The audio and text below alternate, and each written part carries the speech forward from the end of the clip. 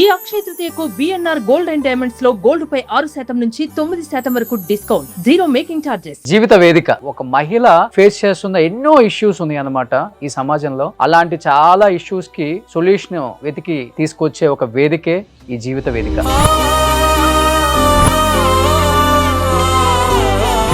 ఎక్కడి నుంచి వచ్చారు, మీ సమస్య ఏంటి అసలుకి? నేను ఇష్టంతోనే పెళ్లి చేసుకున్నాను సార్. మా మేనా బావనే తను. బాబు పుట్టిన తర్వాత దానికి ముందు కూడా తను తాగడం, ప్యాకట ఇట్లాంటి అలవాట్లు ఉన్నాయి.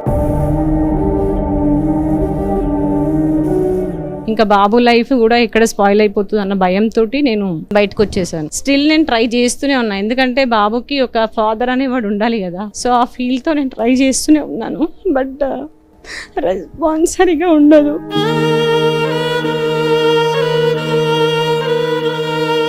బాబుని కూడా చాలా సార్లు అడిగిన వెళ్ళిపోదాం డాడీ దగ్గరికి అని, కానీ వాడు కూడా యాక్సెప్ట్ చేయట్లేదు. ఎందుకంటే పుట్టినప్పటి నుంచి వాడు నాన్న అని అసలు పిలవలేదు. వాడికి ఒక జత బట్టలు కూడా ఇప్పియలేదు. మా ఆయన చనిపోయి 13 సంవత్సరాలు సార్. మా ఆయన చనిపోవడానికి కారణం డాక్టర్లు సార్. కొత్తగా నేర్చుకునే వాళ్ళ చేతిలో మా ఆయన జీవితాన్ని నాశనం చేసిర్రు. దిల్సునగర్లో మేము కొట్లాడి మేము కేసు పెడతామంటే కేసు పెట్టకుండా అన్ని టీవీల వాళ్ళని కొనేసి, పోలీసు వాళ్ళని కొనేసి 5 లక్షలు మేము డిమాండ్ చేస్తే 90,000 చేతికి ఇచ్చింది సార్ మాకు. నేను స్టిచ్చింగ్ చేస్తాను, కానీ నేను ఎలా బ్రతకాలో, ఆ చిన్న మిషన్తో ఎలా బ్రతకాలో అర్థమవుతుంది సార్. పిల్లలు ఏం చేస్తున్నారు? బాబు 10th క్లాస్, పాప 2nd ఇయర్ సార్. ఎలా చనిపోయారు ఆయన? హార్ట్ అటాక్ వచ్చింది సార్, చిన్న ఏజ్ లో. మీరు చాలా చిన్న ఏజ్ లో కనపడుతున్నారు. మీరు ఎలా డైవర్స్ అయిపోయినాయా లేకపోతే? సడన్ గా యాక్సిడెంట్ లో చనిపోయినాడు సార్ మా హస్బెండ్. అసలు నేను అనుకోలేదు అసలు అలా అవుతుందని. అసలు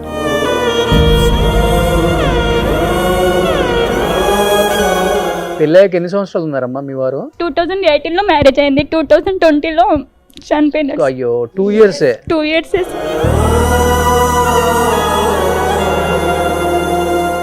మీ పిల్లలు ఏం చేస్తున్నారమ్మా?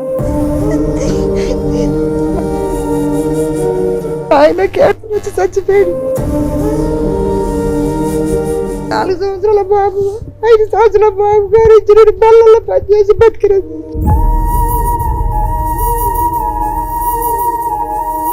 ఇద్దరు మగ పిల్లలు, మాకు ఇల్లు లేదు, ఏది లేదు సార్, మాకు గూడు ఏది లేదు సార్. మాకు నేను ఒక్కదాన్ని చేస్తున్నా పిల్లలు బతకాల.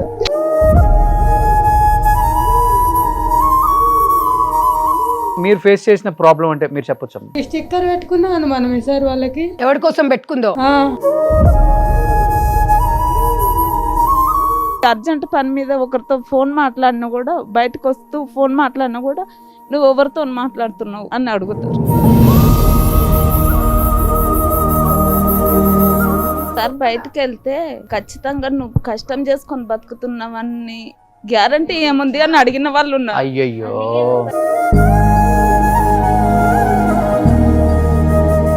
ఒక్కొక్కళ్ళు మాటలు మాట్లాడుతుంటేనే కళ్ళమ్మ నీళ్ళు వచ్చేస్తున్నాయి అమ్మ. అందరికి ఎంత బాధల్లో ఉన్నారో అర్థమవుతుంది. ఒక్కదాన్ని కూలి చేసి 400 తెచ్చి వాళ్ళని ఎట్లా దాదుకుంటా నాకే తెలుసు సార్. ఇప్పుడు 2 అమ్మాయిలు పెళ్లి కూర్రు సార్. బీటెక్ అయిపోతుంది, ఫైనల్ ఇయర్ అయింది సార్. ఒక అమ్మాయి. మీ పిల్లలకి బీటెక్ అయిపోయిన తర్వాత ఇప్పుడున్న పరిస్థితుల్లో జాబ్ రాకపోతే సంగారెడ్డి గారికి చెప్పండి, సుమన్ టీవీలో మీ పిల్లలిద్దరికి నేను జాబ్ పెట్టిస్తాను. సరే సార్. అప్పుడు మాట్లాడమంటే నాకు ధైర్యం లేదు సార్. మాస్క్ తీసి కూడా మాట్లాడేంత ధైర్యం వచ్చింది. సూపర్ అమ్మా. ఇప్పుడు మీ అందరు ఎక్స్పెక్ట్ చేస్తుంది కూడా ఒక కుట్టు మిషన్ లాంటిది, అంతే కదా? ఫస్ట్ అయితే ఒక కుట్టు మిషన్ ఇస్తే దాన్ని వీళ్ళు హ్యాపీగా చేసుకోగలుగుతారు సార్. అమ్మ చేతులు జోడించి అందరిని అడుగుతున్నాను, ఈ షో ఒక్కొక్క కుట్టు మిషన్ 4,000 ఒక్కొక్కరికి స్పాన్సర్ చేయండి. మీ పేరు చెప్పుకొని జీవితాంతం వాళ్ళ పిల్లలు హ్యాపీగా బతుకుతారు. ఏ వేదిక కూడా నాకు ఇలా భరోసా కల్పించలేదు. మా ఒంటరి మహిళల తరపున, మా మదర్ ఫౌండేషన్ మహిళల తరపున మీకైతే నాకన్నా మీరు చాలా చిన్నవారు, అంటే వయసులో చిన్నవారు కానీ మనసులో చాలా గొప్పవాళ్ళండి. మా వాళ్ళు రోషన్ అన్న అంటే సుమన్ టీవీ అండి. పాకీజా గారు రోషన్ తమ్ముడు అని మీకు చెప్పింది చూడండి, అది మీరు నిజంగా మీ కుటుంబానికి మేము మైండ్ సెట్ చెప్పాలి. నిజంగా మీ ఫ్యామిలీ, మీ అమ్మకి చెప్పాలి సార్, మీ ఫాదర్ కి, మీ అమ్మకి. నిజంగా మీలాంటి కొడుకుని కన్నందుకు నిజంగా మాకైతే వెరీ హ్యాపీ. ఇలాంటి సమాజానికి ఇంత మంచి కొడుకుని ఇచ్చిందని. Hi hello, welcome to Suman TV. నేను మీ రోషన్. జీవిత వేదిక నిజంగా ఎన్నో ప్రోగ్రామ్స్ చేశాం, కానీ ఇలాంటి ప్రోగ్రామ్స్ చేయాలని ఎప్పటి నుంచో అనుకుంటున్నాను. బట్ దానికి సంధ్యా రెడ్డి గారు చాలా కోఆపరేట్ చేశారు డెఫినెట్గా. ఎందుకంటే ఒంటరి మహిళ అంటే సమాజంలో చాలా చులకన, చాలా చీప్గా మాట్లాడతారు కూడా. అంటే ఇరుగు పొరుగు వాళ్ళకు కూడా సూటిపోటి మాటలతో ఎన్నో మాటలు అంటారు. మొగుడు చచ్చిపోతేనేమో పచ్చిగా చెప్పాలంటే ముండ మోపేది, ఎదురు రాకూడదు, శుభకార్యాలకు రాకూడదు. ఇలాంటి పద్ధతులు ఇంకా నడుస్తున్నాయి అన్నమాట రూరల్ ఏరియాలలో. ఒకవేళ భర్త చనిపోతే ఈ బాధలు ఉంటే, భర్త విడాకులు చెల్లిపోతే వేరేవాడు ఎవడో తనని ఇబ్బంది పెట్టడం, పెళ్లి చేసుకోకుండా. అంటే చెప్పేది కాదు, ఒక మహిళ ఫేస్ చేస్తున్న ఎన్నో ఇష్యూస్ ఉన్నాయి అన్నమాట ఈ సమాజంలో. అలాంటి చాలా ఇష్యూస్కి సొల్యూషన్ వెతికి తీసుకొచ్చే ఒక వేదికే ఈ జీవిత వేదిక. అంటే మగవాళ్ళని కించపరిచే ప్రోగ్రాం అసలే కాదు, వాళ్ళ జీవితంలో ఫేస్ చేసిన ఇష్యూస్ మాత్రమే ఈ ప్రోగ్రాంలో ఉంటాయన్నమాట. కింద స్క్రోల్ అవుతున్న నెంబర్స్కి ఫోన్ చేసి ఎవరైనా కానీ మీ జీవితంలో ఎదుర్కొంటున్న సమస్యలకి ఒక వేదిక కావాలనుకుంటే ఈ ప్రోగ్రాంలో కూడా పార్టిసిపేట్ చేయొచ్చు అనమాట. సో రకరకాల జిల్లాల నుంచి వచ్చారు ఇక్కడికి ఎంతోమంది ఒంటరి మహిళలు, భర్త చనిపోయిన వాళ్ళు, విడాకులు ఇచ్చిన వాళ్ళు. వీళ్ళకి వాళ్ళ జీవితంలో నుంచి బయటికి వెళ్ళిపోయిన తర్వాత ఏంటి వాళ్ళ జీవితం, కుటుంబం ఏంటి, పిల్లలేంటి, వాళ్ళ భవిష్యత్తు ఏంటి, మేము ఎలా బతకాలి, దీని మీద తప్పితే వేరే దేని మీద కూడా ధ్యాస లేని ఎంతోమంది మహిళలు ఉన్నారు ఈ సమాజంలో. ఇంకా కొంతమంది మహిళల గురించి నేను తర్వాత మాట్లాడతాను. కొంతమంది మహిళలు చాలామంది ఉన్నారు వాళ్ళ జీవితం గురించి ఆలోచించే వాళ్ళు. ఒకసారి వాళ్ళతో ఇంటరాక్ట్ అయ్యి వాళ్ళ పడుతున్న బాధలేంటి, భర్త ఎందుకు విడిపోయాడు, లేకపోతే భర్త ఎందుకు చనిపోయాడు, పిల్లలు ఏం చేస్తున్నారు, వాళ్ళ భవిష్యత్తు ఏంటి, వాళ్ళు ఏం ఆశిస్తున్నారు ఈ సమాజం నుంచి, ఒకసారి వాళ్ళ మాటలను తెలుసుకుందాం. అందరికీ నమస్తే అమ్మ. ఫస్ట్ ఆఫ్ ఆల్ సో మిమ్మల్ని బయట నుంచి వచ్చేటప్పుడు మీ కళ్ళల్లో ప్రేమ చూసి నిజంగా చాలా హ్యాపీగా ఫీల్ అయ్యాను ఫస్ట్. ఎందుకంటే ఎక్కడి నుంచో వచ్చారు.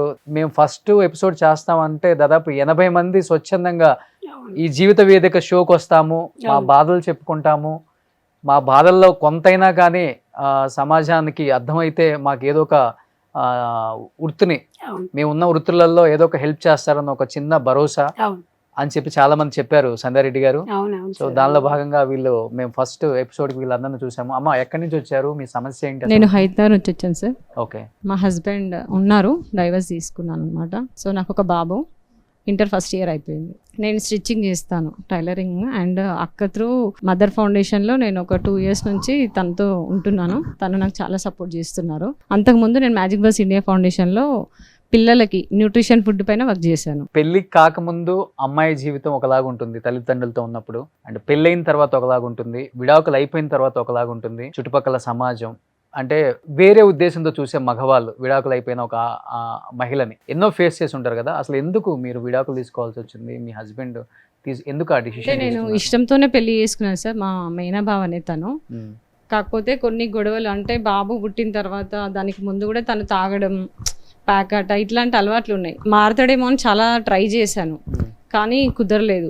ఇంకా బాబు లైఫ్ కూడా ఎక్కడ స్పాయిల్ అయిపోతుంది అన్న భయంతో నేను బయటకు వచ్చేసాను. ఒక 4-5 years తర్వాత కూడా ఎవ్రీ 6 monthsకి నేనే అడగడం, నేనే వెళ్ళడం ఇట్లా జరిగింది. బట్ తన నుంచి ఎట్లాంటి రెస్పాన్స్ లేదు. స్టిల్ నేను ట్రై చేస్తూనే ఉన్నా, ఎందుకంటే బాబుకి ఒక ఫాదర్ అనేవాడు ఉండాలి కదా. సో ఆ ఫీల్తో నేను ట్రై చేస్తూనే ఉన్నాను. బట్ రెస్పాన్స్ సరిగా ఉండదు.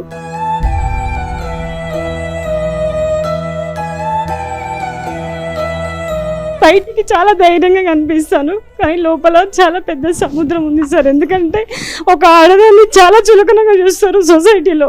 సింగిల్ ఉమెన్ అంటే ఎంత కష్టపడి ఎంత బ్రతికినా కూడా అసలు ఇజ్జత్ అనేది ఉండదు.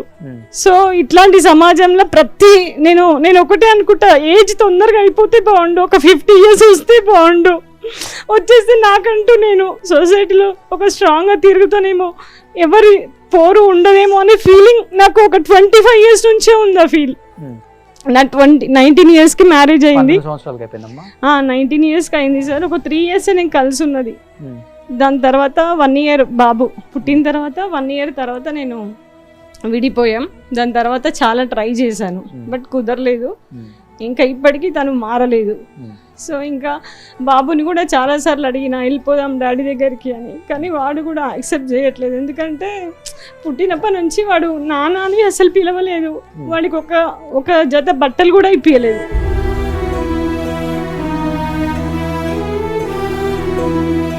మా అత్త నుంచి ట్రై చేశాను, అట్లీస్ట్ తను వస్తేనన్నా తను కూడా మాతో రావడానికి ఏమైనా ఇష్టపడతాడేమో అని చెప్పి కూడా ట్రై చేశాను. బట్ ఆమె రాదు, తను రాడు. ఇంకా వదిలేసి నా లైఫ్కి నేను ముందుకెళ్తున్నాను సార్. ఓకే, బాబుని అయితే చదివిస్తున్నాను. నా గోల్ ఒకటే, ఎవరేమనుకున్నా నాతోనే ఉన్నాడు. డైవర్స్లో నేను రాయించుకుంది కూడా అదే సార్. ఏంటి అంటే రేపటి నాడు మీ ఆయన కోటీశ్వరుడు అయిపోతే నువ్వు వచ్చేస్తా అంటే అప్పుడు కుదరదు అని చెప్పేసి కొంతమంది నన్ను అన్నారనమాట. నాకు నా బాబుని ఇస్తే చాలు, నాకు ఏ ఆస్తులు అంతస్తులు నాకు ఏమీ వద్దు, ఏ కోర్టుల చుట్టూ కూడా నేను తిరిగే పరిస్థితి నాది కాదు అని చెప్పి నేను బాబుని తీసుకొని వచ్చేసాను. సో ఇంకా బాబు నాతోనే ఉన్నాడు. ఇప్పుడు ఇంటర్ ఫస్ట్ ఇయర్ అయిపోయింది సార్. దాని తర్వాత ఇంకా స్టడీ కంటిన్యూ చేయించి వాడిని ఒక పొజిషన్కి తీసుకెళ్ళాలి అనేది ఒకటే నా గోల్. సంధ్య గారు, నేను ఎస్పెషల్లీ ఒంటరి మహిళల గురించి షో చేద్దాం అనుకున్నప్పుడు నేను ఒకటే ఆలోచించానండి. తను ఒక మాట అన్నారు, కోర్టులో ఆస్తి వస్తాం అన్నాక నాకు అక్కర్లేదు, నా పేగు తెంచుకు పుట్టిన బిడ్డ నాతో ఉంటే చాలు. అంటే ఈ మొక్కతే కాదండి, సమాజంలో ఉన్న ప్రతి ఆడది, ప్రతి మహిళ, ప్రతి అమ్మ ఎన్ని కోట్లు వస్తా అన్న ఒప్పుకోదు. భరణం అడుగుతారు ఓకే బతకడానికి, కానీ బిడ్డను వదులుకోరండి. కన్నపేగు ముందు ఈ కోట్లు డబ్బులు ఇవన్నీ ఏం పనిచేశారు. ఎందుకంటే ఆ అమ్మాయి ఒక్కటి మాట్లాడుతుంటే ఇంతమందిలో అందరము ఆటోమేటిక్ గా నేను మామూలుగా ఎప్పుడు నిజంగా సుమన్ టీవీకి నేను మాత్రం రోషన్ గారు, మీరు చిన్నవాళ్ళైనా వాళ్ళందరూ మీ ఏజ్ పెద్ద అయినా కూడా మిమ్మల్ని అన్న అని సంబోధిస్తున్నారు. సుమన్ టీవీ వారికి నేనైతే మదర్ ఫౌండేషన్ తరపున ఫస్ట్ మీకు ధన్యవాదాలు తెలుపుకోవాలి. ఎందుకంటే మాకు ఒక వేదికనిచ్చారు. ఒంటరి మహిళలు చెప్పుకోవడానికి ఎవ్వరు లేరు బయట, మేము చెప్తే అంటే వినేవాళ్ళు లేరు. మాకు వేదికనివ్వడం అనేది నిజంగా కూడా చాలా సంతోషం అనిపిస్తుంది, బాధగా కూడా ఉంది. ఒంటరి మహిళ అమ్మాయి చెప్పేటప్పుడు మీరు ఒక్కసారి మీరు విన్నారు కదా, ఒంటరి మహిళ మంచిగా తయారైనా ప్రాబ్లమే, బయట ఒక గంట సేపు ఎక్కడైనా పని వెళ్ళినా ప్రాబ్లమే, గంట సేపు ఫోన్ మాట్లాడినా ప్రాబ్లమే. ఇది ఎవడెంబడి పోయిందో ఎక్కడ పోయిందో. సింగిల్ పేరెంట్కి ఎన్నో బాధలతో ఎన్నో కష్టాలతోని ఎదుర్కొంటుంది. గుండెలో అగ్నిపర్వతం ఉంటుంది. ఇక్కడ పిల్లల భవిష్యత్తు, పిల్లల కోసం పొద్దున్న లేసి కష్టపడాలి, మళ్ళీ అది చేయాలి, నైట్ నిద్ర లేని రాత్రులు గడుపుతుంది ఒంటరి మహిళ. ఒంటరి మహిళకు ఉన్న బాధ ఫీల్ అనేది ఎవరికి తెలియదు. మొగడు ఇడిచిపెడితే అది బరిదెగించి ఇడిచిపెట్టింది అంటారు, వాడు ఇడిచిపెట్టిండి అనరు. వాడిని ఎవరు అనరండి, మగవారిని ఎవరు అనరు. పిల్లం ఇడిచిపెట్టింది అన్నారు, ఇది మొగని ఇడిచిపెట్టింది అంటారు. కలిసి ఉంటే చంపుకుంటేనేమో విడిపోవచ్చు కదా అంటారు, విడిపోయిన తర్వాత ఇది బరిదెగించింది అంటారు. రాత్రిపూట ఎన్నిసార్లు తన హృదయం తల్లదిల్తుంటుంది అనేది నేను ఈ 23 సంవత్సరాలలో ఒంటరి మహిళలను వాళ్ళని టచ్ చేస్తే నాకు ఇలాంటివి ఎదురవుతాయి. మీకు గతంలో కూడా నేను చెప్పిన, వాళ్ళ బాధలు చూస్తుంటే మనకు అర్థమవుతుందండి. ఇన్స్పిరేషన్గా నేను చాలాసార్లు అడిగిన, ఇప్పుడు వాళ్ళ బాబు కోసం, ఇంటర్మీడియట్ బాబు కోసం, అంటే ఆ చిన్న బాబుని తెచ్చుకొని వీళ్ళు ఇంటర్మీడియట్ వరకు తెచ్చిందంటే తను ఎన్ని ప్రాబ్లమ్స్ ఇప్పుడు ఇంటర్మీడియట్ బాబు అన్నప్పుడు మరి ఎంత బాధ ఎంత పెయిన్ ఉంటుంది. నేను అనేది సమాజంలో మీరు అన్నట్టుగా భర్త చనిపోతే నిజంగా ఇది ఎదురు రావద్దు, మొగడు చచ్చింది అంటారు. అది ఎంత బాధాకరం తెలుసు. కానీ సమాజంలో మొగడు చచ్చిన దానికన్నా అంటే ఒక భగవద్గీతలో రాసింది సార్, అసలు అది వాళ్ళకి తెలియదు, కానీ ఆమె భగవంతునితో సమానం. అది చూడరు, సమాజం అట్లా చూడదు. వాళ్ళకి ఎన్ని బాధలు ఎన్ని ఉంటాయి. 70 ఏళ్ళ ముసలోనికైనా బుస కొడతాడు వాడు. ఒక ఒంటరి స్త్రీ కనిపించింది అంటే చాలు. అంటే ఇన్ని బాధలు ఎదుర్కొంటూ ఇన్ని చేసుకుంటుంటే దానికి ఏముంది, అగో అది ఇంతసేపు పోయింది. ఎవరైనా అన్ఫార్చునేట్లీ ఎవరైనా ఇంటికి ఎవరైనా మొగోడు వస్తే కథం వాడికి వీడికి లింక్ కట్టేస్తారు. అది ఇప్పుడున్న కాలంలో ఇవన్నీ నేను అందుకే వీళ్ళకి అందరికి ఒక ఇదే చెప్తాను, వాడేమంటుండో వీడేమంటుండో అనేది మీరు ఆలోచించొద్దు. మీ పిల్లల భవిష్యత్తు ముఖ్యం. నిన్న నైట్ వచ్చేటప్పుడు కూడా అన్నారు వాళ్ళు, లేదు మేడం మేము వస్తాము, మాకు వాడేం తెచ్చి పెడితే నా పిల్లల కోసం నేను బతకాలి, నా పిల్లల కోసం. ఎన్నోసార్లు ఇంట్లో ఆత్మహత్యలు చేసుకోవడానికి ప్రయత్నం చేశారు. అమ్మాయి అయితే ఎన్నోసార్లు చిన్న బాబును పెట్టుకొని ఎన్నో సందర్భ భర్త చనిపోయిన తర్వాత నేను బాగా గుర్తున్నా 2 years బ్యాక్ చెప్పింది. అంటే వాళ్ళ బాధలు తెలుసుకోవడానికి కూడా ఒక సుమన్ టీవీ వేదిక ఉందా. సుమన్ టీవీ లీలో ఒంటరి మహిళల గురించి ప్రోగ్రామ్ చూసాం, కానీ ఇలాంటి వేదికను చూడలేదు అసలు. వీళ్ళందరూ కూడా ఈరోజు మీరు చాలా మంది ఉన్నారు సార్, చెప్పుకోనే వాళ్ళు చాలా మంది ఉన్నారు, తెర ముందుకు వచ్చేవాళ్ళు. వీళ్ళు ఈ రోజు ఒక అడుగు ముందుకేసారు. భర్త చచ్చిపోతే భార్యని ఇన్ని రకాలుగా మాట్లాడతారు సమాజం, ఒక మహిళని. మరి భార్య చచ్చిపోయిన భర్తను ఎవడేమన్నాడు, ఏమన్నాడండి? ఇప్పుడు భార్యాభర్తల కలయిక వల్ల భూమి మీదకి వచ్చేది పిల్లలు, అవును వాళ్ళిద్దరికి 50-50 ఉంటుంది ఉంటది. అన్నిట్లలో. కానీ కానీ ఈజీగా భర్త చచ్చిపోతేనే భార్యని అన్ని రకాలుగా చీప్ గా మాట్లాడతారు. అన్ని మాట్లాడతారు. అత్తగారు వాళ్ళు భర్తను కూడా అదే విధంగా మాట్లాడొచ్చు కదా, భార్య చచ్చిపోయినాడు ఎదురు వస్తున్నాడు అని అంటే ఎవడు? నేను ఎందుకంటే నేను మగవాళ్ళని నిందించాను సార్. నేను ఎందుకంటే ఎప్పుడైనా గాడ్ ఈజ్ గ్రేట్ అంటే గాడ్ని నమ్ముతా. మన అదృష్టంలో ఎట్లుందంటే నేను ఇలా ఒక్కటి చెప్తాను, వాళ్ళు ఏమనుకున్నారో పక్కింటోళ్ళ కోసమో ఎదురింటిళ్ళ కోసం మీరు బతకకండి. మీ పిల్లల కోసం, మీ పిల్లల భవిష్యత్తు కోసం బతుకుతూనే హ్యాపీగా పడతాం. పక్కింటోళ్ళ గురించి నువ్వు ఎంత స్ట్రిక్ట్ గా ఉండండి సార్, మీరు ఎంత బాగుండండి అనేవాడు అన్నయ్య అంటేనే అంటాడు. ఎందుకంటే మగవాడు ఉన్న ఇల్లు వేరు, మగవాడు లేని ఇల్లు ఉంటే ఎవడో ఒకడు వచ్చాడు అనుకోండి, ఇప్పుడు గ్యాస్ వాడే వచ్చాడు, కరెంట్ బిల్ వాడే వచ్చాడు, ఎవరో ఒకరు వచ్చారు, మనకు సంబంధించి ఇన్సూరెన్స్ వాళ్ళే వచ్చారు, ఒక ½ అన్ అవర్ మన ఇంట్లో కూర్చుంటే కథం. అంటే మనం సూటిపోటి మాటలతోని స్టిక్కర్ పెట్టుకున్నాను మనం సార్. వాళ్ళకి ఎవరి కోసం పెట్టుకుందో అందం గురించి పెట్టుకున్నట్టుంది. అత్తున్న రోజులు ఒక తిరుగు ఉంది, ఇప్పుడు ఒక తిరుగు ఉంటుంది. మా అత్తయ్య చనిపోయింది, ఇప్పుడు ఇంకా చులకనగా చేస్తారు ఊళ్ళో. మా ఆయన చనిపోయి 13 సంవత్సరాలు సార్. అప్పుడు పాప పాలు చెక్తూ బంద్ చేస్తుంది, అప్పుడే మా బాబు 7 సంవత్సరాలు. మా మావయ్య అదే సంవత్సరం చనిపోయిండు. మా ఆయన 9 నెలలకి మళ్ళీ మా ఆయన చనిపోయిండు. మా ఆయన చనిపోవడానికి కారణం డాక్టర్లు సార్.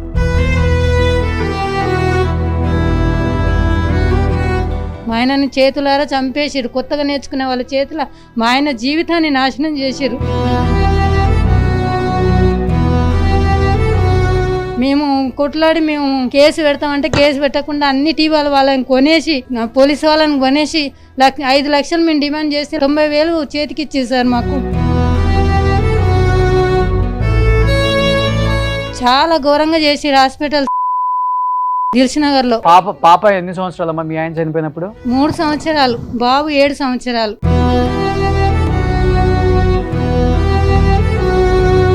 ఇప్పుడు మీ పాపలు ఎన్ని సంవత్సరాలు ఉంటారమ్మా? 16 ఏళ్ళు సార్. 16 ఏళ్ళు సార్. గవర్నమెంట్ చదువు కాబట్టి ఇంటర్కి వచ్చేసింది సార్. ఇంటర్ కూడా అయిపోతుంది. బాబు డిగ్రీ లాస్ట్కి వచ్చేసాడు. చదువుతున్నారు, వాళ్ళని కష్టపడి చదివిస్తున్నారు సార్. నాకైతే ఏం లేదు సార్, బట్టలు కుట్టుకుంటూ తిరుగుతున్నా. మేడం వచ్చింది, మదర్ ఫౌండేషన్ ఓపెన్ చేస్తాను వచ్చింది. నేను రాలేకపోతే కూడా మేడం తిట్టి, నువ్వు సమాజం గురించి బతుకుతావా, నీ గురించి బతుకుతావా అని అడిగింది గట్టిగా. నేను అసలు ఇంట్లోకి వెళ్ళేదాన్ని కదా సార్. మిషన్ కుట్టుకొని మామూలుగా బతుకుతా అంతే. కూలినాలి బట్టల గిరాకీ లేదనుకో, కూలినాలకి వెళ్తాను.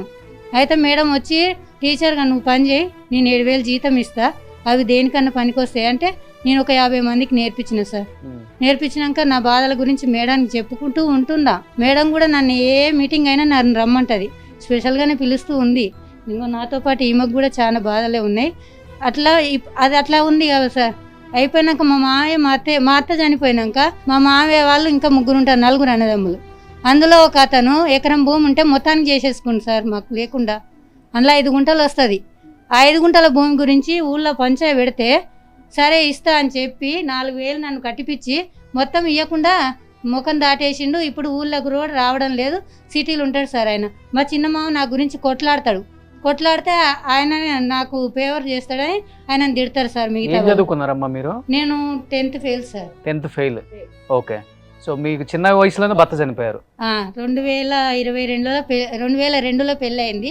2013లో మా భర్త చనిపోయాడు. సో తర్వాత పెళ్లి చేసుకోమని కూడా ఎవరు చెప్పలేదా, లేకపోతే మీకు పిల్లలు ఉన్నారు వద్దనుకున్నారు అంతే? నాకు 2 పిల్లలు ఉన్నాక మళ్ళీ పెళ్ళి ఏంటి సార్, నాకు చాలు వాళ్ళని చూసుకుంటే బతికేస్తా అనుకున్నా. మా ఆయన చనిపోయినాక కూడా కొన్ని మాటల వల్ల 3 రోజులకే నేను టాబ్లెట్లు మింగాను సార్ చనిపోవాలని. మీరు కూడా? నేను చనిపోయేదాన్ని బతికేసి వచ్చాను. నా పిల్లల గురించి దేవుడు బతికి. రాత్రి వాళ్ళ పిల్లలే సార్ మీ షో చూసిన తర్వాత వాళ్ళ పాప మీ షోకి వెళ్ళాలని చెప్పి చెప్పమ్మా రాత్రి పాప ఏమన్నది? రాత్రి నేను మేడం అన్నది, మీరు షోలా టీవీలో కనిపిస్తావు సుకన్య, నువ్వు మాట్లాడగలుగుతావు అంటే, లేదు మేడం నాకు రిలేషన్షిప్, వాళ్ళు ఏమనుకుంటారో అని నేను బాధపడుతూ ఉంటే అది విన్నారు 2 పిల్లలు.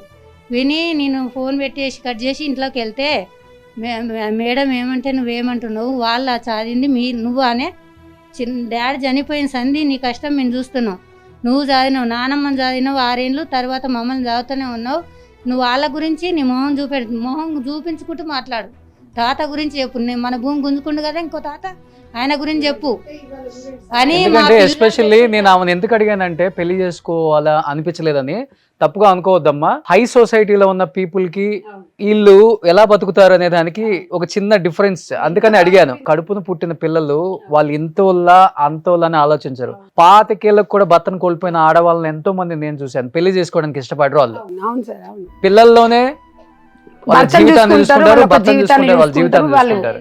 నిద్ర లేని రాత్రులు గడిపిన సార్, నేను పూటకు లేకుండా కూడా గడిపిన సార్. ఎవరిని అడగలేదు, పక్క వాళ్ళని కూడా అడగలేదు, కూర లేకపోయినా అడగలేదు, డబ్బుల కోసం ఆశించలేదు. నా బతికేందో నేను బతికిన సార్. ఇప్పటి వరకు 1 రూపాయి చుట్టాలని కూడా నాకు ఈ పరిస్థితి ఉంది, నాకు ఈ సాయం చేయాలని మా అక్క చెల్లెలు 6 ఏ ఒక్కరిని అడగలేదు. వాళ్ళు అడుగుతారు నన్ను ఏమైనా సాయం చేయాలని, నాకు అవసరం లేదు, నాకు రెక్కలు ఉన్నాయిగా చేసుకుంటా, నాకు అవసరం ఉన్నప్పుడు అడుగుతా అని నెట్టుకుంటూ ఇన్ని సంవత్సరాలు 13 సంవత్సరాలు సంది. పిల్లలు ఏం చదువుతున్నారమ్మా ఇప్పుడు? బాబు డిగ్రీ లాస్ట్ ఇయర్కి వచ్చాడు సార్, పాపనేమో 2nd ఇయర్. ఇప్పుడు ఏంది మీ జీవన ఉపాధి నా ఏంటమ్మా, ఏం జీవన చేస్తున్నారు ఉపాధి మీరు? పాప ఇప్పుడు బీటెక్ ఎగ్జామ్ రాయడానికి ప్రిపేర్ అవుతుంది సార్. ఒకవేళ ఆమెకు సీట్ వచ్చినా రాకపోయినా, ఆమెకు ఎంసెట్ రాయాలన్న కోరిక, బీటెక్ చేయాలన్న కోరిక. ఒకవేళ సీట్ వస్తే మాత్రం ఆమెకు చదువు మొత్తం మీరు చూసుకోవాలని నా కోరిక సార్. సో ఈ షో పెట్టడానికి వన్ ఆఫ్ ద రీజన్ ఏంటంటే, ఈ వేదిక మీద వాళ్ళ ప్రాబ్లమ్స్ చెప్పినప్పుడు ఎంతో మంది గొప్పగా వాళ్ళు హై సొసైటీలో ఉన్న వాళ్ళు, లేకపోతే పెద్ద పెద్ద బిజినెస్ చేసేవాళ్ళు, లేకపోతే రాజకీయ నాయకులు, లేకపోతే సినిమా వాళ్ళు కొంచెం అన్నా చలిస్తారనేది మా ఇంటెన్షన్ అనమాట. ఈ ప్రోగ్రామ్ ఎవరు చూసినా గొప్ప వాళ్ళు చాలా మంది ఉన్నారు. ఇప్పటివరకు ఎంతో మందికి హెల్ప్ చేసాం మేము కూడా. ఈ షో ద్వారా ఎవరైనా హెల్ప్ చేయాలనుకుంటే వాళ్ళ కాంటాక్ట్ నెంబర్ ప్రొవైడ్ చేస్తాం, డైరెక్ట్గా మీకే అటాచ్ చేస్తాం. సో మీరు ఊర్లు దత్తత తీసుకుంటున్నారు, ఎంతోమంది సినిమా వాళ్ళు, రాజకీయ నాయకులు కూడా. ఊళ్ళను దత్తత తీసుకోవద్దు, మనుషులను దత్తత తీసుకోండి, వాళ్ళ పిల్లలను దత్తత తీసుకోండి, పిల్లల్ని మంచి ప్రయోజకులను చేయండి. అది ఒక్కటి మాత్రం అడుగుతున్నాను, చేతులు జోడించి గొప్ప వాళ్ళని. ఇంతకన్నా ఏం అడగలేను. సో డెఫినెట్గా అమ్మ ఈ షో ద్వారా సాయం చేస్తే చాలు సార్. మా సంధ్యాకి ఎట్లాగో నాకు మిషన్ ఇప్పిస్తుంది. సో ఇప్పుడు మిషన్ కుట్టుకుంటున్నారు మీరు? కుట్టుకుంటున్నాను మేడం. అది సార్ అది పాతగా ఉంది, ఎట్నో అట్లా నెట్టుకొస్తున్నా సార్. ఒక మిషన్ ఉంటే సరిపోద్ది మీకు, ఇప్పుడు ఫ్యామిలీ రన్ అవుతుంది. అవును సార్. ఎంత ఒక మిషన్ 4,000 అవుతుంది, 5-6 వేల మధ్యలో అంతే. పిల్లల చదువు సార్, నాకు నేను ఎట్లాగో ఆ దుప్పుతో దీంతోనే నేను సర్దుకుంటా, కానీ నా పిల్లలకు చదువు, నా పాప ఇప్పుడు బీటెక్ చేయాలనుకుంటుంది, దాని గురించి మీరు సాయం చేస్తే సార్. ఓకే అమ్మా. అంతే సార్. అమ్మా మీ సమస్య ఏంటమ్మా? నేను స్టిచ్చింగ్ చేస్తాను సార్. మదర్ ఫౌండేషన్ నుంచి సంధ్యక్క నేర్చుకున్నాను సార్. నేను స్టిచ్చింగ్ చేస్తాను, కానీ నేను ఎలా బ్రతకాలో, ఆ చిన్న మెషిన్తో ఎలా బ్రతకాలో అర్థమవుతుంది సార్.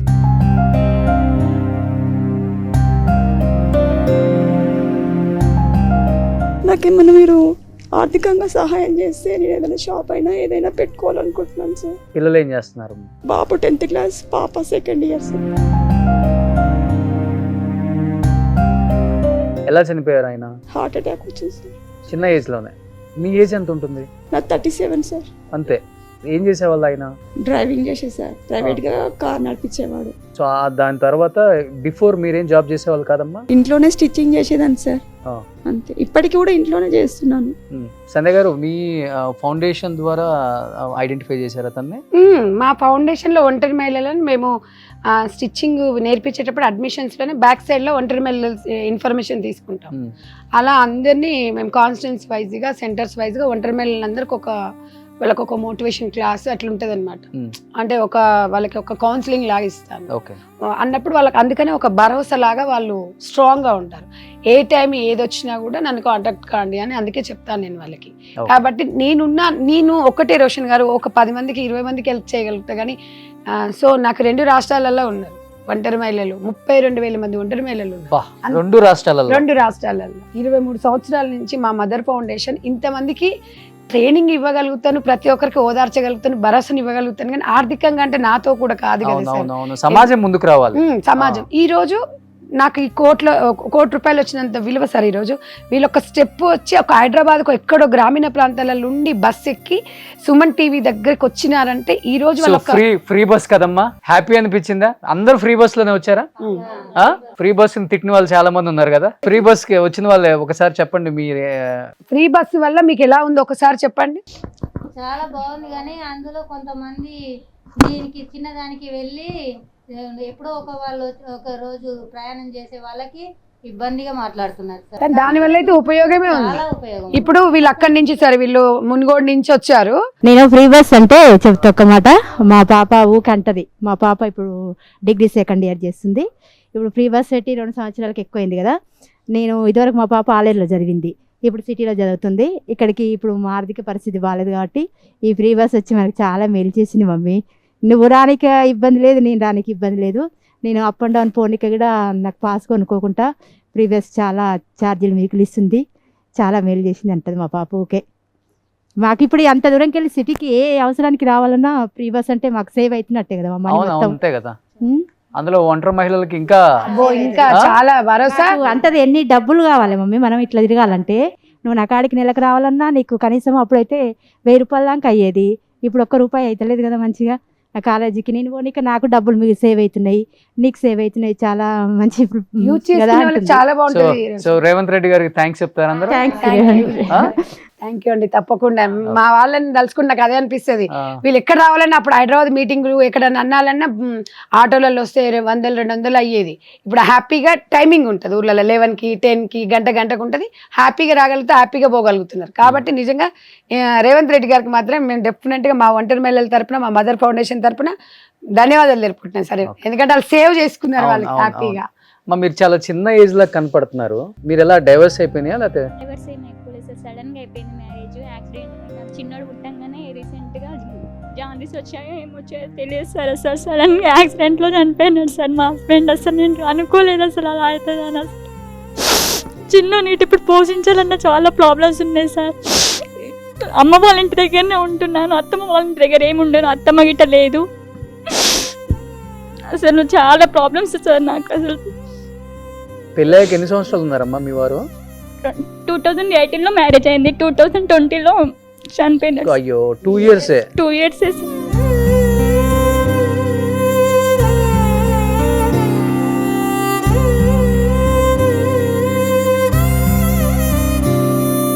ఏం చేసేవాళ్ళు మీ వారు?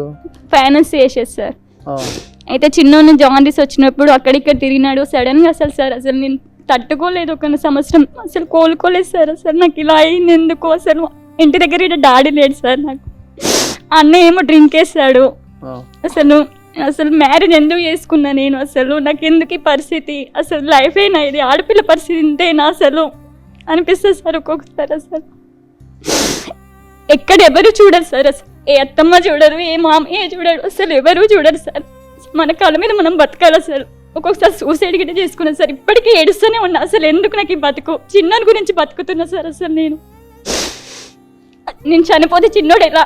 అసలు ఇప్పటికిట ఒక్కొక్కసారి పెళ్లి చేసుకోని అంటారు, ఒక్కొక్కసారి కొందరు పెళ్లి చేసుకోకని అంటారు. ఎందుకు ఇట్లా ఉంటున్నావురా నువ్వు? అసలు చిన్నోని ఎక్కడ హాస్టల్ అని అంటారు సార్. అసలు వాడు ఎట్లా బతుకుతాడు? నేను ఎందుకు చేసుకోవాలి? ఏదో అసలు ఒక్కొక్కసారి ఏదో ఆలోచిస్తేనే చాలా బాధేస్తుంది సార్. అసలు ఆడపిల్ల పరిస్థితి ఇంత. అసలు పెళ్లి చేసుకున్నాక ఒకలాగా, పెళ్లి చేసుకోకుండా ఒకలాగా అని ఏదో చాలా ఏడుస్తాను సార్. ఒక్కొక్కసారి నా పరిస్థితి చాలా ఆగమున్నది సార్. అసలు ఎటు ఆలోచించాలి, ఎటు ఆలోచించదు, ఎప్పుడు ఎనీ టైం ఏదో ఒకటి ఆలోచించుకుంటూనే ఉంటా సార్. అసలు నేను అటు సైడ్ మీ మామయ్య సైడ్ వాళ్ళకి ఎవ్వరు లేరు సార్.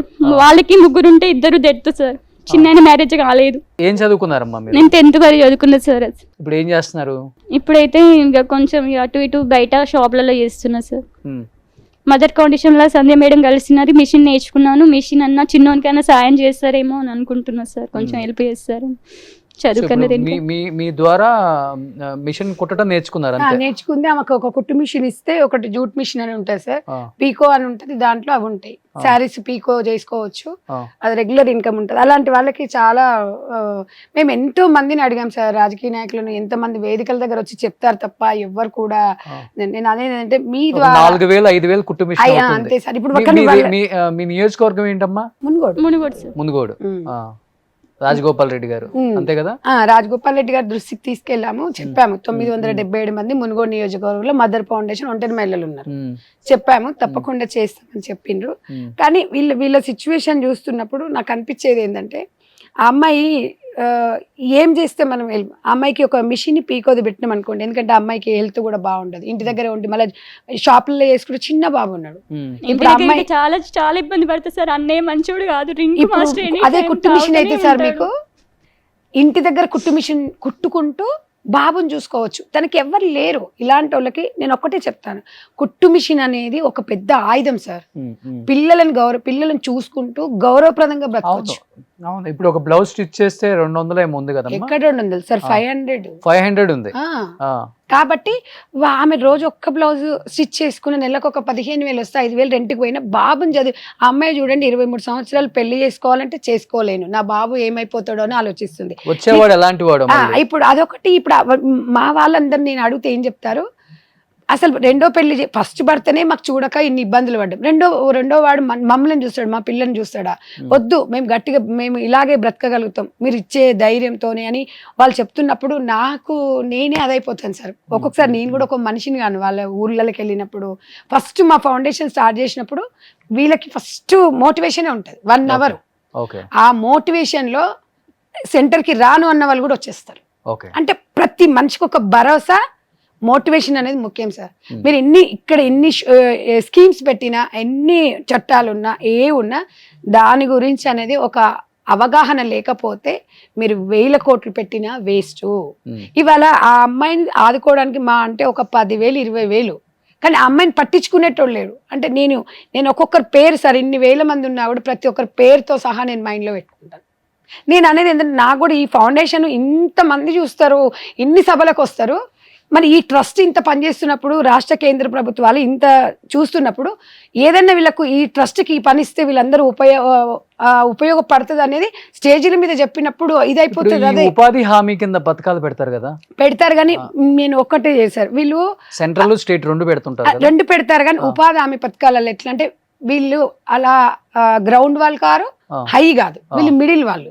కాబట్టి ఉపాధి హామీ పథకం అంటే ఇంకా వీళ్ళు కొంచెం చదువుకున్న వాళ్ళు, కొద్దిగా మిడిల్ క్లాస్ వాళ్ళు కాబట్టి వెళ్ళలేరు గ్రామీణ ప్రాంతాలలో.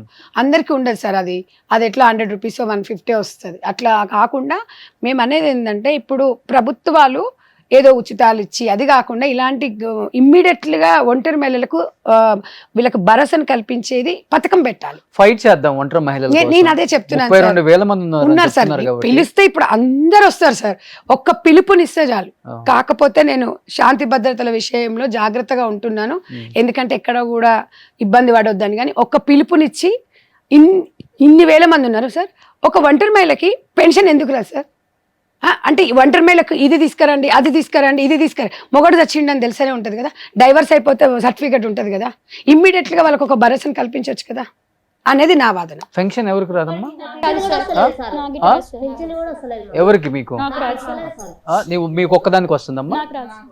మీకు వస్తుంది. ఓకే, మీకు వస్తుంది, కొంతమందికి రావట్లేదు. వీళ్ళు అమ్మాయికి ఎంత అవసరం తెలుసా సార్? ఇప్పుడు కొద్దిగా గొప్ప ఏదో ఒక రకంగా మీ ఎమ్మెల్యే గారితో మాట్లాడతాం మేము, వీళ్ళ నేమ్స్ ఒకసారి తీసుకుంటాం. నేను కూడా చెప్పిన వీళ్ళకి అది మండే కూడా అది పెడతారు, పెట్టినప్పుడు వెళ్ళమని చెప్పిన. ఇంకా అది రిలీజ్ ఏమో చేయలేదన్నారు. మీరు కూడా ఒకసారి మాట్లాడండి, నేను కూడా అన్నతో మాట్లాడతాను. నేను అనేది ఏం సార్ అంటే, పాపం రాజగోపాల్ రెడ్డి గారు చెప్పారు, మునుగోడు నియోజకవర్గం ఎంతమంది ఒంటరి మహిళలు ఉన్నారో మీరు చెప్పండి, మా దృష్టికి తీసుకురండి అన్నారు. ఇప్పుడు వీళ్ళు వచ్చేసి పాపం వాళ్ళు ఏం కోరుకుంటారు సార్? మీరు చూస్తున్నారు కదా, వాళ్ళ చెప్పే దాంట్లో మీరు చేసిన ఒంటరి మహిళలు ఎట్లా ఉన్నారు, వీళ్ళు ఎలా మాట్లాడుతున్నారు, సమాజానికి ఏ రకంగా ఉన్నారు మీరు అంటున్నారు. వీళ్ళంతా నాకు తెలిసి ఆ అమ్మాయికో 23 years, ఈయనకో 30, 32. ఇప్పుడు ఇవాళ రేపట్ల అందరికి అన్ని ఉన్నా కూడా పక్కదారులు పడుతున్నారు, అయినా వీళ్ళకి అన్ని సోర్స్ ఉన్నా కూడా వాళ్ళ పిల్లల కోసం బతుకుతున్నారు. కానీ చుట్టుపక్కల ఇప్పుడు మేడం చెప్పినట్టమ్మా అన్ని ఉండి కూడా పక్కదారి పట్టే వాళ్ళు చాలా మంది ఉన్నారు. మీరు కూడా ఎన్నో చూసుంటారు కదా, మీరు ఫేస్ చేసిన ప్రాబ్లం అంటే మీరు చెప్పొచ్చు. No problem. మనం బయటకు వెళ్ళాలంటే వెళ్ళలేము. భర్త ఉన్నప్పుడు ఒకలా చూస్తారు, అరే ఈ అమ్మాయి మంచిగా ఉంతా రెడీ అయింది భర్తతో వెళ్తుంది అని. అదే భర్త చనిపోగానే నువ్వెందుకు ఎదురొస్తున్నావు, ఏదన్నా కార్యమైనా కూడా ముందరికి వెళ్ళలేము, హీనంగా చూస్తారు. నువ్వు బొట్టు ఎందుకు పెట్టుకున్నావు, ఫస్ట్ గాజులు వేసుకున్నా కూడా భర్త అయితే వచ్చేటప్పుడు, మనం పుట్టేటప్పుడు అయితే గాజులు భర్త వేయలేదు, మనం పుట్టంగానే నీ భర్త అని చెప్పుకొని ఆయన రాలేదు. నువ్వు గాజులు వేసుకున్నా కూడా నువ్వు గాజులు ఎందుకు వేసుకున్నావు, బొట్టు ఎందుకు పెట్టుకున్నావు, పెట్టుకోకూడదు కదా, భర్త చనిపోయింది కదా. పిల్లలు ఉన్నాక నువ్వెందుకు, ఒకరితో మాట్లాడినా కూడా అది అర్జెంట్ పని మీద ఒకరితో ఫోన్ మాట్లాడినా కూడా, బయటకు వస్తూ ఫోన్ మాట్లాడినా కూడా నువ్వు ఎవరితో మాట్లాడుతున్నావు అని అడుగుతారు. అది మన అన్న తమ్ముడా ఎవరు అని, అది మనమైన మామ అయినా సరే అది పరాయవుడయేమో, వారితో ఎవరితోనో మాట్లాడుతుంది అని హీనంగా చూస్తారు. చుట్టుపక్కల వాళ్ళైనా ఎవరైనా సార్, మన ఇంట్లో వాళ్ళే కాదు బయట వాళ్ళ పరిస్థితి కూడా ఇంతే. మన చుట్టాలలోకి వెళ్ళాలన్నా కూడా భయం వేస్తుంది. అరే మనం ముందర పోతే వాళ్ళు ఏమంటారు అని వెనకాల కూర్చున్నా ఎందుకు వెనకాల కూర్చున్నావు, ముందర కూర్చోవచ్చు కదా అని అడుగుతారు. మళ్ళీ ముందర కూర్చుంటే ఎందుకు ముందర కూర్చున్నావు, వెనకాల కూర్చోవచ్చు కదా. ఆడుకుంటారు ఒంటరి మహిళ అంటేనే ఒక చిలక సార్. ఆడుకుంటారు. అది అదే ఒక ఆడపిల్ల కదా, మన ఇంటి నుంచి వచ్చింది కదా, ఎందుకు భర్త ఉన్నప్పుడు ఒకలా చూడడము, భర్త లేనప్పుడు ఒకలా చూడడం ఎందుకు అని ఎవ్వరూ ఆలోచించారు. మీకు ఎంతమంది అమ్మ పిల్లలు? నాకు 2. పిల్లలు మంచిగా చూసుకుంటారమ్మా మిమ్మల్ని? మంచిగా చూస్తారు సార్. పాపనేమో మా తమ్ముని దగ్గర ఉంటుంది, మా తమ్ముడే చదివిపిస్తుండు, బాబు నా దగ్గర ఉంటాడు. ఏంటి మీ జీవన ఉపాధి ఇప్పుడు ఏం చేస్తున్నారు? మగ్గం నేస్తాను సార్. మగ్గం నేస్తున్నారు. నేర్చుకున్నారు భర్త పోయిన తర్వాతే నేర్చుకున్నాను. మా నాన్న నేర్పించాడు సార్. నువ్వు ఫస్ట్ పత్తేర పోయినా సార్, ఆయన వదిలిపెట్టా, నేనే ఇక బాగా తాగుతుంటే వదిలిపెట్టేసి నా పిల్లల కోసమని అమ్మగారింటికి వచ్చి ఊళ్ళో ఉన్నాను. ఊళ్ళో ఉంటే ఎందుకు భర్తను వదిలిపెట్టేసి వచ్చినావు, వెళ్ళొచ్చు కదా అంటే, తాగుతుంటే ఎన్ని రోజులని ఉంటాము, పిల్లలకు పెట్టాలి తిండి. ఆయన ఎక్కడెక్కడో తినేసి వస్తాడు, తాగుతాడు, వస్తాడు, ఆయన కడుపు ఆయన చూసుకుంటున్నాడు. మరి నా పిల్లల పరిస్థితి ఏంది, నేను తినకపోయినా పిల్లలకు పెట్టుకోవాలని నేను ఊర్లోకి వచ్చి అమ్మ వాళ్ళ ఊర్లోనే ఉంటున్నాను. నేను ఇప్పటికీ అక్కడనే పత్తేర పోయాను. అచ్చులు అతకడం అంటే పోగు అతుకు పెట్టాలి. మా అమ్మ దగ్గర నుంచి అతుకు పెట్టేది నేర్చుకున్నాను. ఎన్ని రోజులు ఇట్లా నేర్చుకుంటాం, ఇట్లా ఉంటే 250తోనే ఏం బతుకుతావని వాళ్ళు అన్నారు. మా ఆయన చనిపోయాక మా నాన్న మగ్గం నేర్పించాడు. తాగి చనిపోయారు ఆయన. మా నాన్న మగ్గం నేర్పించాడు, డైరెక్ట్ మగ్గం పెట్టేశాడు. మగ్గమే నేర్చుకోమ్మా, వద్దు ఇలా అయితే బతకలేవు అని. ఆ తర్వాత ఈ మగ్గం నేర్చుకుంటూ బతుకుతున్నాను. కొద్ది రోజుల తర్వాత నాకు మదర్ ఫౌండేషన్ మేడం నుంచి వచ్చింది మెసేజ్, ఇట్లా మిషన్ నేర్పిస్తున్నాము, నేర్చుకోర్రి మీ భవిష్యత్తు గురించి అని చెప్పి మాకు మోటివేషన్ ఇచ్చింది. నాకు బయటకు రావాలన్న అంత ఆలోచన అప్పటి వరకు లేదు. నేను బయటికి వెళ్ళను సామాన్యంగా. అప్పటి నుంచి నేను బయటికి రావడం, ఏదన్నా అయినా కూడా మేడం ఫోన్లో నుంచి మెసేజ్ వస్తే ఎమ్మటే వచ్చేస్తాను. ఇప్పుడు బాగుందమ్మా మీ జీవితం అంతా? అంటే ఇప్పుడు వెళ్ళదు సార్ నాకు. అంటే ఇప్పుడు మీరు మగ్గం ఓన్గా కొనుక్కోవాలంటే ఎంత అవుతుంది ఖర్చు అవుతుంది మేడం? ఎంత 10,000 20,000 ఎంత అవుతుంది? బాగానే ఖర్చు అవుతుంది మేడం. దాని మీద ఒక ఫ్యామిలీ బతుకుతుంది కదా? బతుకుతుంది. అదే సార్, ఇక్కడ చేనేతలది నల్గొండ జిల్లా వీళ్ళది, చేనేత కార్మికులది. అక్కడ అంటే మన చిన్న మగ్గం అయితే ఎంత, ఒక 20,000 30,000 20,000-25,000 ఉంటుంది సార్. అది ఒక చీర నేస్తే నెలకు 2 నేస్తావు కదా? నెలకు నాకు 8 చీరలు నెయ్యాలి సార్ నేను. ఒకవేళ అది నెయ్యకపోతే, ఒకవేళ 2 నెలలు నేసినంటే నాకు 10,000, నెలకు 5,000. అసలు నడుములు పోతాయి, కండ్లు పోతాయి, నిద్ర ఉండదు సార్ మాకు, కాళ్ళు గుంజడం. చూడండి సార్, నిజంగా ఒంటరి మహిళలను ఎంత తక్కువ అంచనా ఇస్తున్నారు. వాళ్ళ కష్టం ఎవడు గుర్తిస్తలేడు. అది కొంచెం రెడీ. మమ్మల్ని చులకనగా చూడకండి. ఎందుకు అంటే మీరు ముందు తరం చూసుకొనే వచ్చారు కదా, మీ అత్తలను చూసుకొని మీరు మమ్మల్ని చూస్తున్నారు కదా, వాళ్ళతో పాటుగా మమ్మల్ని సమానంగా చూడండి. మేము పిల్లలను బతికించుకుంటున్నాం. దేనికి అంటే వాళ్ళు చేశారు, పెళ్లి చేసుకోవచ్చు కదా అని అంటున్నారు. వాళ్ళ రక్తమే కదా, పెళ్ళి ఎలా చేసుకుంటాం? 2 పిల్లలు ఉన్నప్పుడు మాకు అనిపిస్తుంది ఆ 2 పిల్లలతోనే నేను బతుకుతున్నాను సార్. భర్త కోల్పోయి ఒక బాధ అయితే, భర్తతో విడాకులు తీసుకున్న వాళ్ళకి ఇంకా ఒక బాధ ఉంటుంది సమాజంలో. మీరు ఎలా ఫేస్ చేస్తున్నారు? మమ్మల్ని ఎట్లా అంటే సార్, ఇప్పుడు బయటికి అంటే అబ్జర్వ్ చేస్తారు, వీళ్ళు ఒంటరిగా ఉంటారు. నేను రెంట్కుంటాను సార్ హైత్ నగర్లో. నా ఇల్లు వచ్చేసి మెట్టు దగ్గర ఉంటాను. మా మమ్మీ వాళ్ళ ఇంట్లో ఉండేది. ఇంట్లో ఇంకా వాళ్ళని కూడా ఇబ్బంది పెట్టొద్దు, మమ్మీ వాళ్ళను, అన్నయ్య ఉన్నాడు, సో వాళ్ళని ఇబ్బంది పెట్టొద్దు అని చెప్పి నా స్వతహాగా నేను రెంట్కి తీసుకొని ఉంటున్నాను. సో అబ్జర్వ్ చేస్తారు, ఈమె ఒక్కతే ఉంటుంది, బాబు ఈమె ఒక్కతే, వీళ్ళ ఇంట్లో మగవాళ్ళు ఎవరు లేరు, ఈమె పరిస్థితి ఏంది అని ఇట్లా అబ్జర్వ్ చేస్తూ ఉంటారు అన్నమాట. ఈమె ఏ టైంకి పోతుంది, ఏ టైంకి వస్తుంది అని చెప్పి అబ్జర్వ్ చేయడం, మనతో మాట్లాడడానికి ప్రయత్నాలు చేయడం, ఇట్లాంటివి చేస్తారు సార్. అందుకే నేను ఏం చేస్తా అంటే కొంచెం రూడ్గా ఉంటా. బయటికి కనిపించడమే నా వాయిస్. వాళ్ళు నన్ను అబ్జర్వ్ చేస్తారు, వాళ్ళు నా చుట్టూ తిరగడానికి ప్రయత్నిస్తారు అని అనిపించినప్పుడు నేను ఏదో కాల్ వంక పెట్టుకొని ఆ కాల్లో ఏదో ఒక రకంగా మాట్లాడడం అట్లాంటివి నా స్ట్రాటజీ నేను యూజ్ చేసుకుంటాను అనమాట. సో అట్లా నేను ఒక 13 years నుంచి ఇదే నడుస్తుంది సార్. సో బాబుని ఎట్లా ఎవరు ఏమనుకున్నా కూడా బాబుని తీసుకురావాలి, పైకి తీసుకురావాలి, వాడిని ఒక స్టేజ్లో నిలబెట్టాలి అనేది ఒక్కటే నా కాన్సెప్ట్. ఎంగేజ్ అంతా కోల్పోయింది. ఏముంది సార్ ఇంకా చెప్పండి. ఇప్పుడు 13 సంవత్సరాల నుంచి ఇదే ఫైటింగ్. ఇంకా తనకి ఏం కోరికలు ఉంటాయి చెప్పండి? ఒక ఒంటరి మహిళకి ఇన్ని బాధలు ఇన్ని ఉన్న తర్వాత మోజ్ ఎక్కడ ఉంటది, ఒక ఏదైనా ఎంజాయ్ చేయాలన్నా ఎక్కడ ఉంటది? పొద్దున్న లేస్తే ఈ టెన్షన్స్, పిల్లల టెన్షన్లు ఉంటాయి. వీళ్ళు అనుకుంటారు సార్ ఒంటరి మహిళ అది సూపర్ గా తిరగొచ్చు, దానికి ఏముండదు. ఆమెకున్న బాధలు, ఆమెకున్న కష్టాలు కదిలిస్తే తెలుస్తుంది. ఇప్పుడు బలిసినోళ్ళకి ఏం తెలుసు సార్? ఇలాంటి బలహీన వర్గాలకు ఒక ఒంటరి మహిళ జీవితం ఏందనేది చూపించాలి. బలిసినోళ్ళు ఇళ్ళ నుండి తిండి ఎక్కువయ్యి వాడిని వీడిని ఎట్లా పోతుంటారు చూడండి, వాళ్ళకి తీసుకొచ్చి చూపించాలి. వీళ్ళ జీవితాలు చూపిస్తే అప్పుడు తెలుస్తుంది అనిపిస్తుంది నాకు. ఇవాళ ఇలాంటి వీళ్ళని మనం సమాజంలో ఇలాంటి వాళ్ళ దేవతలు సార్. పిల్లలను ఇవాళ పిల్లల గురించి వాళ్ళ జీవితాలు త్యాగం చేస్తున్నారు.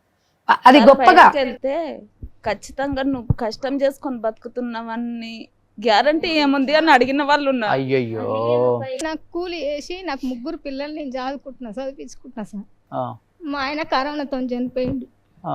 కరోనాతో చనిపోయిండు. 2 ఆడపిల్లలు, 1 అమ్మాయి. బీటెక్ చేస్తారు 2 అమ్మాయిలు. 1 అమ్మాయి అయిపోతే 1 అమ్మాయికి ఫీజు కడుతున్నా సార్. ఫీజు కట్టుకున్నా. అది మా ఆడపిల్లలకి ఇట్లా మా ఆడబిడ్డలు చూస్తారు. ఒక్కడే మా ఆయన. మా అత్త చనిపోయింది, మా మామయ్య చనిపోయిండు, 3 పిల్లలు నేనే. 2 పెళ్ళిళ్ళకు ఉన్నారు సార్. నాకు పెళ్లి చేయకపోయినా అంటే దాని అసలు బతకడమే కష్టం ఉందంటే నిజంగా. రోషన్ గారు మీకు ఇప్పుడు ఇదేమని ఇప్పుడు తను ఒక 30-34 సంవత్సరాలు ఉంటాయి, తనకి ఏం ఫీలింగ్స్ ఉంటాయంటారు చెప్పండి? ఇప్పుడు పిల్లల బాధ్యత, నా పిల్లల కోసమే బతున్నా సార్ నేను. వేరే వాళ్ళు మస్తు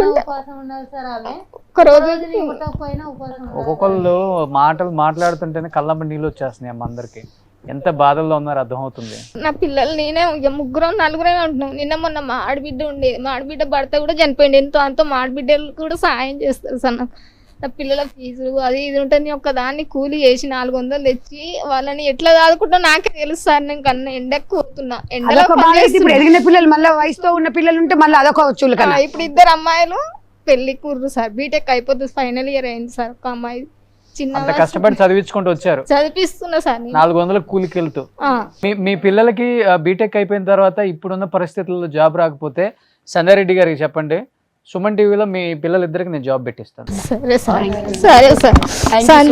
థ్యాంక్ యూ రోషన్ గారు, థ్యాంక్ యూ సో మచ్ అండి. నిన్న మొన్న మా పెద్ద అమ్మాయికి బయటికి దాటుతుంటే యాక్సిడెంట్ అయింది సార్. ఆ అమ్మాయి ఇప్పటిదాకా 4 రోజులు కోలుకోలే, అలా కోలుకుంది సార్. మా వాళ్ళు మా పిల్లల్ని మా ఆడబిడ్డల్ని చూసుకుంటారు. మా ఆడబిడ్డలు చాలా మంచోళ్ళు సార్, లేకుంటే నేను బతకలేను సార్. మీ పిల్లలు ఏం చేస్తున్నారమ్మా?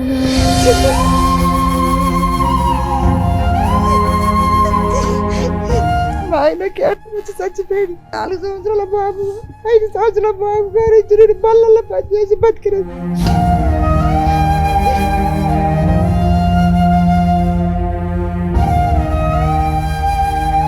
మాకు ఎవరు లేరు. మా చెల్లె, మా అక్క, మాకు వాళ్ళ దగ్గర ఇస్తారు సార్.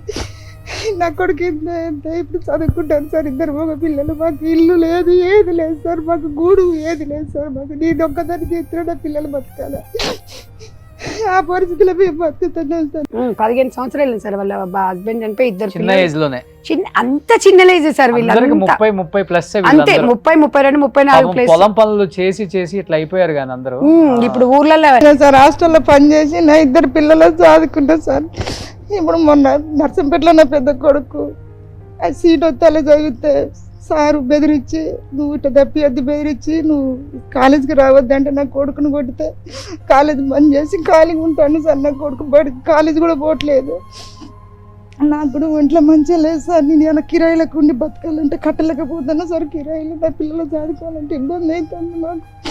మా పరిస్థితి అంత ఘోరంగా ఉన్నది సార్. మాకు ఇల్లు లేదు, ఏమి లేదు సార్. నా భర్త చచ్చిపోయినప్పుడు ఇల్లు అమ్ముకొని నా పిల్లలు నేను హాస్టల్లో బతికినాను సార్. మాకు సాయం ఇంత అంత మాకు సాయం చేయండి సార్. మాకు ఏం లేదు సార్, మాకు ఇల్లు కూడా లేదు సార్, మాకు అసలు ఎక్కడ లేదు సార్.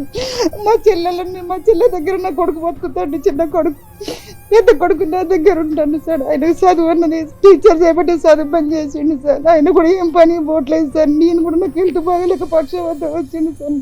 మీరు మిషన్ నేర్చుకున్నారమ్మా? సో మీకు కూడా ఒక మిషన్ వస్తే కుట్టుకుంటూ బతకొచ్చు ఇంట్లోనే, అంతేనా? కుట్టు మిషన్ ఒకటి. మాకు ఇల్లు ఏం లేదు సార్. అది గవర్నమెంట్ పరంగా ఇలాంటి వాళ్ళని కూడా ఒకసారి ఐడెంటిఫై చేస్తారు సార్. ఇట్లా ఒంటరి మహిళలకి ఇల్లు అనేది కొంచెం ఇమీడియట్ గా వస్తే కూడా మంచిగా ఉంటది కదా. ఇందిరమ్మ ఇల్లు పెట్టారు కదమ్మా, రాలేదా మీకు? మాకు రాలేదు సార్, రానియలేదు సార్. మాకు లేచిన వాళ్ళకే ఇస్తారంట. మాకు ఇల్లు జాగ కూడా లేదు సార్, జాగ కూడా లేదు సార్, ఎక్కడ లేదు జాగ. ఏ నియోజకవర్గం మీది? మాది ఖమ్మం మైబాద్ సార్, మాది మురళి నాయక్. ఓకే. మాకు జాగ కూడా ఎక్కడ లేదు సార్. ఆడ 4 రోజులు బతుకుతాను సార్. ఇప్పుడు మా చెల్లెళ్ళ ఇంటికి వచ్చినా సార్. ఇప్పుడు హైదరాబాద్కి వచ్చారు బతకడానికి, ఇంకా ఊర్లో ఏం లేదు, ఇక్కడ ఏం లేదు. ఇదే సార్ ఇప్పుడు ట్రైనింగ్ నేర్చుకుంటున్నాను. నేను అనేది ఏంటంటే ఫస్ట్ ఒంటరి మెల్ల ఒక 1000 కుట్టు మిషన్లు ఏం సార్, ఒక్క పెద్ద పెద్ద ఇండస్ట్రీ వాళ్ళు ఉంటారు, ఒక 100 కుట్టు మిషన్లు ఇస్తే, ఓ 10 మంది ఇస్తే, 1000 ఇస్తే వాళ్ళ ఇంట్లో 4 బతుకుతారంటే దాదాపుగా ఒక 5000 మందికి మనం హెల్ప్ చేసినట్టు. అవును. అరే ఇప్పుడు దేనికో షోకులకు పెట్టి దేనికో అదిగా చేస్తారు కదా. ఒక వాళ్ళ జీవితాలల్లో ఒక్కసారి తొంగి చూడాలి సార్, తెలుస్తుంది. అయితే అందరు చూడలేరు. సుమన్ టీవీ ద్వారా వాళ్ళ బాధలు వాళ్ళు చూస్తుంటే మీకు అర్థమవుతుంది. నేను అనేది ఏంటంటే ఒక్క కుట్టు మిషన్ వాళ్ళ జీవితాన్ని మారుస్తుంది. ఇస్తే ఏమవుతుంది అంటే సార్, ఇప్పుడు మీరు అందరు ఎక్స్పెక్ట్ చేస్తుంది కూడా ఒక కుట్టు మిషన్. ఒక కుట్టు మిషన్ ఫస్ట్ అయితే ఒక కుట్టు మిషన్ ఇస్తే దాన్ని వీళ్ళు హ్యాపీగా చేసుకోగలుగుతారు సార్. ఇప్పుడు మీరు ఫస్ట్ ఈ షోకి ఎంత మంది వచ్చారు? 10 మంది. 10 మంది వచ్చారు. 10 మంది వచ్చారు. కుట్టు మిషన్ 4000 అవుతుంది, అంతే కదా? 4 నుంచి 5000 అంతే. నేను నాకున్న సర్కిల్లో అంటే ఇవి కంటిన్యూగా ఎపిసోడ్స్ రన్ అవుతూనే ఉంటాయి. చాలా మంది నాకు మెసేజ్లు పెడుతున్నారు. ఎంతో మంది పెద్ద పెద్ద వాళ్ళు, రోషన్ గారు మంచి మంచి కార్యక్రమాలు చేస్తున్నారు, సినిమా వాళ్ళని బయటికి తీసుకొచ్చి ఫైనాన్షియల్ గా హెల్ప్ చేస్తున్నారు, లేకపోతే చనిపోయిన వాళ్ళకి, బీద వాళ్ళకి ఏదో ఒక హెల్ప్ చేస్తున్నారు. సొసైటీలో మేము కూడా వాళ్ళతో పాటు ఒక పార్ట్ అవుతామండి, మేము కూడా హెల్ప్ చేస్తామని ఎంతమంది మెసేజ్లు పెడుతున్నారు. అమ్మ చేతులు జోడించి అందరిని అడుగుతున్నాను, ఈ షో మీ అందరికి నేను పంపుతాను ఎపిసోడ్ కూడా. 10 మంది ఉన్నారు, ఒక్కొక్క కుట్టు మిషన్ 4000, ఒక్కొక్కరికి స్పాన్సర్ చేయండి. 40,000, 10 కూడా 40,000 అయితే కుట్టు మిషన్లు వస్తాయి. ఒక్కళ్ళే చేసినా పర్లేదు, లేకపోతే ఒక్కొక్కరికి ఇచ్చినా పర్లేదు. మీ పేరు చెప్పుకొని జీవితాంతం వాళ్ళ పిల్లలు హ్యాపీగా బతుకుతారు. వాళ్ళు నేర్చుకున్న పని ఏంటంటే, యాక్చువల్గా చెప్పాలంటే వీళ్ళు పెద్దగా చదువుకున్న వాళ్ళు కూడా కాదు పాపం, ఏం చదువుకోలేదు కూడా. వీళ్ళు కేవలం ఏంటంటే ఈ మహానుభావురాలు ఈ ఒంటరి మహిళల ఇబ్బంది చూడలేక అన్ని జిల్లాలలో కుట్టు మిషన్లు కార్యక్రమాలు చేపట్టి, అక్కడ ఒక గవర్నమెంట్తో మాట్లాడి, ఎమ్మెల్యేతో మాట్లాడి ఒక షెడ్ లాంటిదో ఏదో ఒకటి నిర్మించి, ఆమె డబ్బులతో లేకపోతే వాళ్ళ అందరి సహకారంతో కొన్ని కుట్టు మిషన్లు పెట్టి ఒంటరి మహిళల్ని ఐడెంటిఫై చేసి వాళ్ళని అక్కడ కుట్టు మిషన్లు నేర్చుకోమని ఫోర్స్ చేసి, మీ జీవితానికి ఒక ఉపాధి అవుతుంది కుట్టు మిషను. మీరు ఎండకి గాలి అంటే హెల్త్ బాగాలేని వాళ్ళు, ఎండకి గాలికి పోలేని వాళ్ళు శుభ్రంగా 10 జాకెట్లు కుట్టుకున్నా కానీ మీకు జీవితం తెల్లారిపోతుందని కార్యక్రమం చేపట్టారు. సో ఆ కార్యక్రమాన్ని దిగ్విజయంగా ముందుకు తీసుకెళ్ళాలి అంటే సమాజంలో ఉన్న చాలామంది పెద్ద పెద్ద వాళ్ళు ఒక్కొక్క కుట్టు మిషన్ వీళ్ళకి హెల్ప్ చేస్తే ఏం అడగట్లేదు. వీళ్ళు ఒక కుట్టు మిషన్ 4,000, 4,500 అవుతుంది. హ్యాపీగా వాళ్ళు కుట్టుకొని పిల్లల ఎడ్యుకేషన్ కానీ లేకపోతే వాళ్ళ ఫ్యామిలీని నడుపుకోవడం కానీ చేస్తారు. సంజయ్ రెడ్డి గారు, ఫస్ట్ ఆఫ్ ఆల్ హ్యాట్సప్ అండి. ఎందుకంటే ఇన్ని వేల మందికి కుట్టు మిషన్లు నేర్పించాలన్న ఒక మంచి కాన్సెప్ట్ మీకు ఎందుకు వచ్చిందో నాకు తెలియదు. మీతో పాటు తను ఆర్గనైజ్ చేస్తున్నారని చెప్పారు. ఏం పేరమ్మా మీ పేరు? మీరు ఏం చదువుకున్నారమ్మా? నేను ఏం చదువుకోలేదు సార్. ఏం చదువుకోలేదు మీరు? 5th క్లాసే చదువుకున్నాను. ఇంతమందికి మీరు స్ఫూర్తిగా ఉన్నారు ఈరోజు. నిజంగా ట్రైనింగ్ ఇచ్చిన మదర్ ఫౌండేషన్ ద్వారా. మేడం నాకు పరిచయం అయ్యి 2 సంవత్సరాలు అవుతుంది. నేను మదర్ ఫౌండేషన్లో చేస్తున్నా. నేను కనీసం ఇప్పటికీ ఒక 100 మందికి ఎక్కువనే నేర్పించిన. ఇప్పుడు కూడా స్టిల్ నా ఏదైనా అవసరం ఉంటే వాళ్ళ ఇంటికి వెళ్తారు చాలా మంది. సో మీ అందరూ ఏం ఎక్స్పెక్ట్ చేస్తున్నారమ్మా మదర్ ఫౌండేషన్ ద్వారా? Mother foundation chairman Sanjay Reddy గారి ద్వారా ఏమి ఆశిస్తున్నారు? ఎన్ని మీటింగ్లు పెట్టలేదు సార్, అక్కడ కూడా వాళ్ళు ఒప్పుకున్నారు సార్, నేను 1000 ఇస్తా, నేను 200 ఇస్తా. అప్పుడు మాట్లాడమంటే నాకు ధైర్యం లేదు సార్. ఇప్పుడు రాత్రి తిట్టినందుకు ధైర్యం వచ్చింది నాకు. మేడం నా పిల్లలు ఇద్దరు తిట్టే, మా 2 పిల్లలు మేడం ప్రేమతో తిట్టాం. నువ్వు తిట్టినా నాకు బాధ మేడం.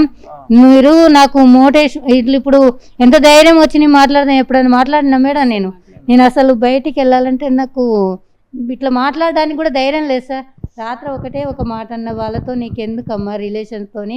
మా పిల్లలు అదే మాట అన్నారు, మేడం అదే మాట అన్నది. నేను అదే చెప్తాను నేను ఇప్పుడు ఈ మాస్క్ తీసి కూడా మాట్లాడేంత ధైర్యం వచ్చింది. సూపర్ అమ్మా. కానీ మేడం సార్ నాకు ఒకటి, మా మామయ్య నా ల్యాండ్ నాకు 5 గుంటలు ఇస్తే చాలు సార్, అసలు నాకు కేసు పెట్టేంత దమ్ము లేదు సార్ నాకు. నేను రోషన్ గారు అమ్మా నేను ఒక్కటి చెప్పదలుచుకున్నాను. నిజంగా మేము ఇన్ని సంవత్సరాల నుంచి మేము నిరంతర పోరాటం చేస్తున్నాం. నేను ఒక దగ్గర 3 లక్షలు 4 లక్షల మంది మహిళలకి ఉచితంగా కుట్టు మిషన్ నేర్పించిన, 32,000 మంది మహిళలకి 23 సంవత్సరాల కుట్టు మిషన్లు ఇప్పించినాము, ట్రైనింగ్ ఇప్పించినాం ఒంటరి మహిళలకి. కానీ ఏ వేదిక కూడా నాకు ఇలా భరోసా కల్పించలేదు.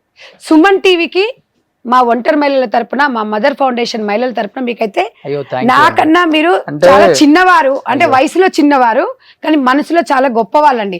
ఎందుకంటే ఎవరైనా కూడా ఒక మహిళని ఓటు బ్యాంక్గా చూస్తున్నారు తప్ప అసలు ఏ సంబంధం లేని వ్యక్తులను పిలిపించి మీరు మా కోసం వాళ్ళని రిక్వెస్ట్ చేస్తున్నారు. చూడండి, ఈ 10 మందిని చూసి రేపు ఇంకా 10 మంది ముందుకు వస్తారు, ఈ 10 మంది చూసి ముందుకు వస్తారు. ఆ ధైర్యాన్ని మీరు ఇచ్చిండ్రు. మేమైతే మీకు ఎక్కువగా చెప్పకూడదు, మాకన్నా ఏజ్ లో చిన్నవాళ్ళు కాబట్టి మిమ్మల్ని మేము అలా అనకూడదు, కానీ మిమ్మల్ని అయితే చేతులు నమస్కరిస్తున్నామండి. ఏం లేదు సార్, వాళ్ళ జీవితాలలో ఆ కుట్టు మిషన్ అనుకోని వాళ్ళు హ్యాపీగా వాళ్ళ బట్టలు వాళ్ళు కుట్టుకొని పక్కోలో ఏదో చేసుకొని చేస్తారు. ఇంకొకటి వీళ్ళు పెన్షన్స్ ఏమైనా ఉంటే అది కూడా అది కూడా మహిళా రిజర్వేషన్ బిల్ అంటున్నాము.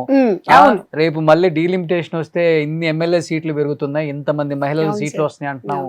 మహిళలు నిజంగా ఓట్ బ్యాంక్ పనికి వస్తున్నారు, కానీ ఇంకా ఒంటరి మహిళలను ఎవరిని ఆదుకునే గవర్నమెంట్లు రాలే. లేదు సార్, మీరు ఒక సుమన్ టీవీ మైకుల్లో చెప్పినంత ఈజీగా వీళ్ళ జీవితాల్లోకి ఏ నాయకుడు రాలేకపోయాడు. ఒక్కటే నేను మీకు రిక్వెస్ట్ చేస్తున్నాండి, సుమన్ టీవీ ద్వారా మా ఫౌండేషన్లో 2 రాష్ట్రాలలో ఉన్నారు. ఇలా మీకు కుదిరినప్పుడల్లా ఇలాంటి ఒక మంచి మోటివేషన్ పెట్టండి సార్.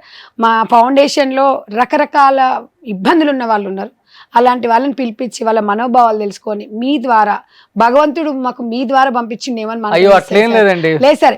నిజంగా సుమన్ టీవీ వాళ్ళ యాజమాన్యం ఎక్కడున్నారో వాళ్ళ తరపున, మీ తరపున, వాళ్ళ తరపున మేమైతే మా తరపున సుమన్ గారికి కూడా చెప్పగానే ఆయన ఇమీడియట్ గా ఒకటి సమాజానికి ఉపయోగపడే షో చేయాలని నా బాధ్యత. మొగుడు పిల్లల పంచాయతీ, మొగుడు భార్యను కొట్టాడు, ఇవి కాదు కావాల్సింది సమాజానికి. నిజంగా ఒంటరి మహిళలు పడుతున్న బాధ తెలియాలి. ఒంటరి మహిళ అంటే చులకన కాదు, ఒంటరి మహిళ అంటే బ్యాక్ బోన్, సమాజానికి ఒక ఆదర్శం. ఒంటరి మహిళకు ఒక భరోసా కావాలి. ఆ భరోసా అనేది ఇవాళ నుంచి మనకి సుమన్ టీవీ వాళ్ళు ఒక భరోసాను కల్పిస్తున్నారు. సో ఎంత మంది ఉన్నా కానీ మీరు నెంబర్ కాంటాక్ట్ అవ్వండి, మీకు ప్రాబ్లమ్స్ ఉంటే చెప్పండి. చాలా మంది ఒంటరి మగవాళ్ళు కూడా ఉన్నారు, ఉన్నారు ఆడవాళ్ళ బాధితులు కూడా ఉన్నారు. నేను కాదని చెప్పట్లేదు, మగవాళ్ళని ఎప్పుడు తక్కువ అంచనా వేయకూడదు. అసలు మేము ఎప్పుడు అడగండి వీళ్ళని, నేను ఎప్పుడు మగవాళ్ళ గురించి ప్రతి వేదికలో అక్క చెప్తారు, మగవాళ్ళు ఎక్కడ తక్కువ కాదు, మగవాళ్ళు మన బ్యాక్ బోన్ ఆడవాళ్ళకి అని. నేను తక్కువ చేయొద్దని చెప్తా. వాళ్ళని గౌరవించుకుంటేనే మనకు ఒక విలువ ఉంటది. ఎప్పుడైనా 0 పక్కన 1 ఉండాలి అని చెప్తాను, అడగండి. లేకపోతే 1 పక్కన 0 పక్కన 1 లేకపోయినా, 1 పక్కన 0 లేకపోయినా అది కరెక్ట్. 0 అనేది వాళ్ళకి చెప్తాను. ఫస్ట్ నేను వీళ్ళకే చెప్తాను, మగవాళ్ళు కొంచెం ఒడదుడుకుగా ఉంటారు. గ్రేట్ అమ్మా, మీరు చదువు లేకపోయినా ముందుకొచ్చి ఉన్న బాధలు సొసైటీకి తెలియాలి. మా ద్వారా మిగతా మహిళలకు కూడా మేము ఇన్స్పిరేషన్ అవ్వాలని రావటం first of all hats up. వీళ్ళందరూ మీకు చెప్పాలి సార్, మీకు చెప్పాలి. రోషన్ గారు, సుమన్ గారికి కూడా చెప్పండి. మా దాంట్లో ఇంకా చాలా మంది మీ సైజ్ చూసిన హ్యాపీగా ఫీల్ అయ్యారు ఇలాంటి షో చేస్తున్నాను అనగానే. Thank you sir. జీవిత వేదిక ఒంటరి మహిళల గురించి ఎవరు చేయలేదు సార్. ఇప్పుడు నేను చెప్తున్నాను కదా, ఇన్ని ఛానల్స్ ఇన్ని సార్లు ఇంతమంది ఉంటారు, ఇది పెట్టాలన్న ఆలోచన అసలు మీకు వచ్చింది అనడము నాకైతే నిజంగా నేను ఇవాళ చాలా ప్రౌడ్గా ఫీల్ అవుతున్నాను, చాలా హ్యాపీగా. ఇన్ని రోజులు పడ్డ బాధ అంతా కూడా అమ్మ ఇవాళ వీళ్ళని తీసుకెళ్ళగలిగినాము మీ దగ్గరికి, వీళ్ళని తీసుకెళ్ళడం, మీరు వాళ్ళతో మాట్లాడించడం, వాళ్ళు ఇంత ధైర్యంగా మాట్లాడతారని నేను ఉంచలేదు సార్. అమ్మ ఒంటరి మహిళలకు ఏం చెప్పాలనుకుంటున్నారు ఒక్కొక్కరు మీ మెసేజ్ రూపంలో ప్లీజ్ అమ్మ. నేను అసలు ఇంట్లోకి వెళ్ళి బయటికి వెళ్ళే అమ్మాయినే కాదు. నేను మా నాన్న చిన్నప్పటి నుంచి ఒక 21 సంవత్సరాల దాకా అసలు బయటికి వెళ్ళకుండా పెంచిండు. 23 సంవత్సరాలకు మ్యారేజ్ అయిపోయింది. ఒక 1 ఇయర్ ఉండి మా హస్బెండ్ చనిపోయిండు. 6 నెలల పాప పుట్టింది. 1 ఇయర్ అంటే 15 నెలలకు మా హస్బెండ్ చనిపోయిండు. చనిపోయాక మళ్ళీ అమ్మ వాళ్ళ ఇంటికే వచ్చేసినాము. పాపని వాళ్ళు ఇచ్చేయమన్నారు. పాప వద్దు, ఇక చిన్న వయసున భర్త చనిపోయిండుగా, ఇంకో పెళ్లి చేసుకున్నట్టుగా పాపని ఇచ్చేయమన్నారు. వచ్చేసింది మా అక్క వాళ్ళు కూడా. పెద్ద మనుషులు అందరు ఇచ్చేసి వస్తే పాప లేకుండా నేను ఉండను, మీ ఇంటికి రానని నేను సెంటర్లోనే కూర్చున్నా, బస్ స్టాండ్లోనే కూర్చొని పాప ఉంటే మీ ఇంటికి వస్తా, మా అమ్మోళ్ళ ఇంటికైనా మా అమ్మతోటైనా ఫైట్ చేసిన, నా పాప ఉంటేనే మీ ఇంటికి వస్తాయి, మా పాప లేకుంటే నేను మీ ఇంటికి రానని అసలు 3 రోజులు నరకం అనుభవించిన. అసలు నా పాప వచ్చిందాక నేను ఇంటికి వెళ్ళలేదు. అదే అలసి చూసుకొని మా అత్త పాపని ఏనంటది. పాపని ఏనంటే ఇక పెద్ద మనుషులందరూ పాప లేకుంటే ఎట్లా, చిన్న పాప పాలు ఎట్లా ఇస్తావు నువ్వు, ఇచ్చేయి అమ్మాయికి అని అంటే అప్పుడు ఇచ్చిరు సార్. అప్పటికే నాకు అన్నదమ్ములు లేరు, బాబాయిలు ఎవ్వరు లేరు. నాన్నకు 2 అమ్మాయిలమే, మేమిద్దరమే. అక్క పెళ్లి చేసుకొని వెళ్ళిపోయింది. నాయనకు నా పెళ్లి కాగానే పెరాలసిస్ వచ్చింది. ఇక అమ్మ అంత తెలియలేదు. ఇంకా నేను ఇంటికి రానమ్మా అంటే ఇక పాపను తీసుకొచ్చిందాక బస్ స్టాండ్లోనే కూర్చున్నా ఇంటికి వెళ్ళనని. పాపను తీసుకొచ్చినాక ఇంటికి వెళ్ళిన. ఇంకా అక్కడికి వెళ్ళి ఇంకా నా జీవితం. ఎంత పాప వయసు? ఇప్పుడు డిగ్రీ 2nd ఇయర్. గ్రేట్ అమ్మా. నేను ఎంతో మంది పెళ్లి చేసుకో అన్నారు నన్ను, చాలా మంది అడిగారు పెళ్లి చేసుకుంటే. మా తల్లిదండ్రులు ఉంటేనే నా బ్రతికి ఇలా అయిపోయింది. మంచిగా చేసారు పెళ్ళి, అంటే చూసి చేసినా నా బ్రతికి ఇలా అయిపోయింది. నా రాతలనే లేదు. నా అమ్మాయిని నేను పెళ్లి చేసుకుని పోతే తండ్రి లేకుండా అయిపోతాడు, తల్లి లేకుండా అయిపోతుంది. నా బిడ్డని అనాథం చేయదలుచుకోక ఎన్ని కష్టాలైనా సరే మా నాయన పని చేయలేడు, పెరాలసిస్ మొత్తం వచ్చేసింది, ఏం పని చేయడు. అమ్మ నాన్నని జాదుకుంటూ పాపని జాదుకుంటూ ఇప్పుడు డిగ్రీ 2nd ఇయర్ చేస్తుంది మా పాప. ఇప్పుడు నేను అప్పటికైనా మొగ్గం చనిపోయిన వారం రోజులకే మొగ్గం పెట్టిన, చీరలు నేసే పని చేసి అట్లనే మా కుటుంబాన్ని పోషించుకున్నా. కొన్ని నా మ్యారేజ్ బాకీలు ఉంటే బాకీలన్నీ తీర్పుకున్నా. ఇక పాపని తల్లిదండ్రులు అందరినీ చూసుకుంటూ మా బిడ్డ బైపీసీ జరిగింది. First 2nd year, 1st year BiPC జరిగింది. మంచి మార్కులు వచ్చినాయి కానీ డబ్బు లేక మళ్ళీ డిగ్రీ చేపిస్తున్నా. సరే మమ్మీ డబ్బులు లేని దానికి వద్దులే, డిగ్రీ చేస్తాను, డిగ్రీ చదువుతుంది. నిజంగా చూడండి ఒక్కొక్కరు జీవితం. డిగ్రీ చేస్తుంది. ఇప్పుడు నాన్న చనిపోయిండు 2-3 ఏళ్ళు అయింది కానీ ఇప్పుడు మా పరిస్థితి బాగాలేదు సార్, నాకు ఆరోగ్యం సహకరిస్తలేదు పని చేయనిక. పెన్షన్ అది మరి రాపిద్దాంలేమ్మా. పెన్షన్ వస్తుంది కానీ నేను ఏదైనా షాప్ పెట్టుకోవాలనుకుంటున్నాను సార్. నాకు అసలు మొగ్గం లేనికి ఇక్కడ రైట్ కాలు అరిగిపోయింది. ఇప్పుడు 30 ఏళ్ళ నుంచి నేస్తున్నా, చేసి అట్లానే మగ్గాలు మొత్తం నేసి కాలు అరిగిపోయింది, చేయలేకపోతున్నా సార్ నేను. నాది అదే పరిస్థితి. ఇంకా పాపను చదివియాలి, జాబ్ చేయాలి, నా లగ్గా అవుతుంది నా కూతురని నా మోటివేషన్. అక్క అయితే చాలా సపోర్ట్ నాకు.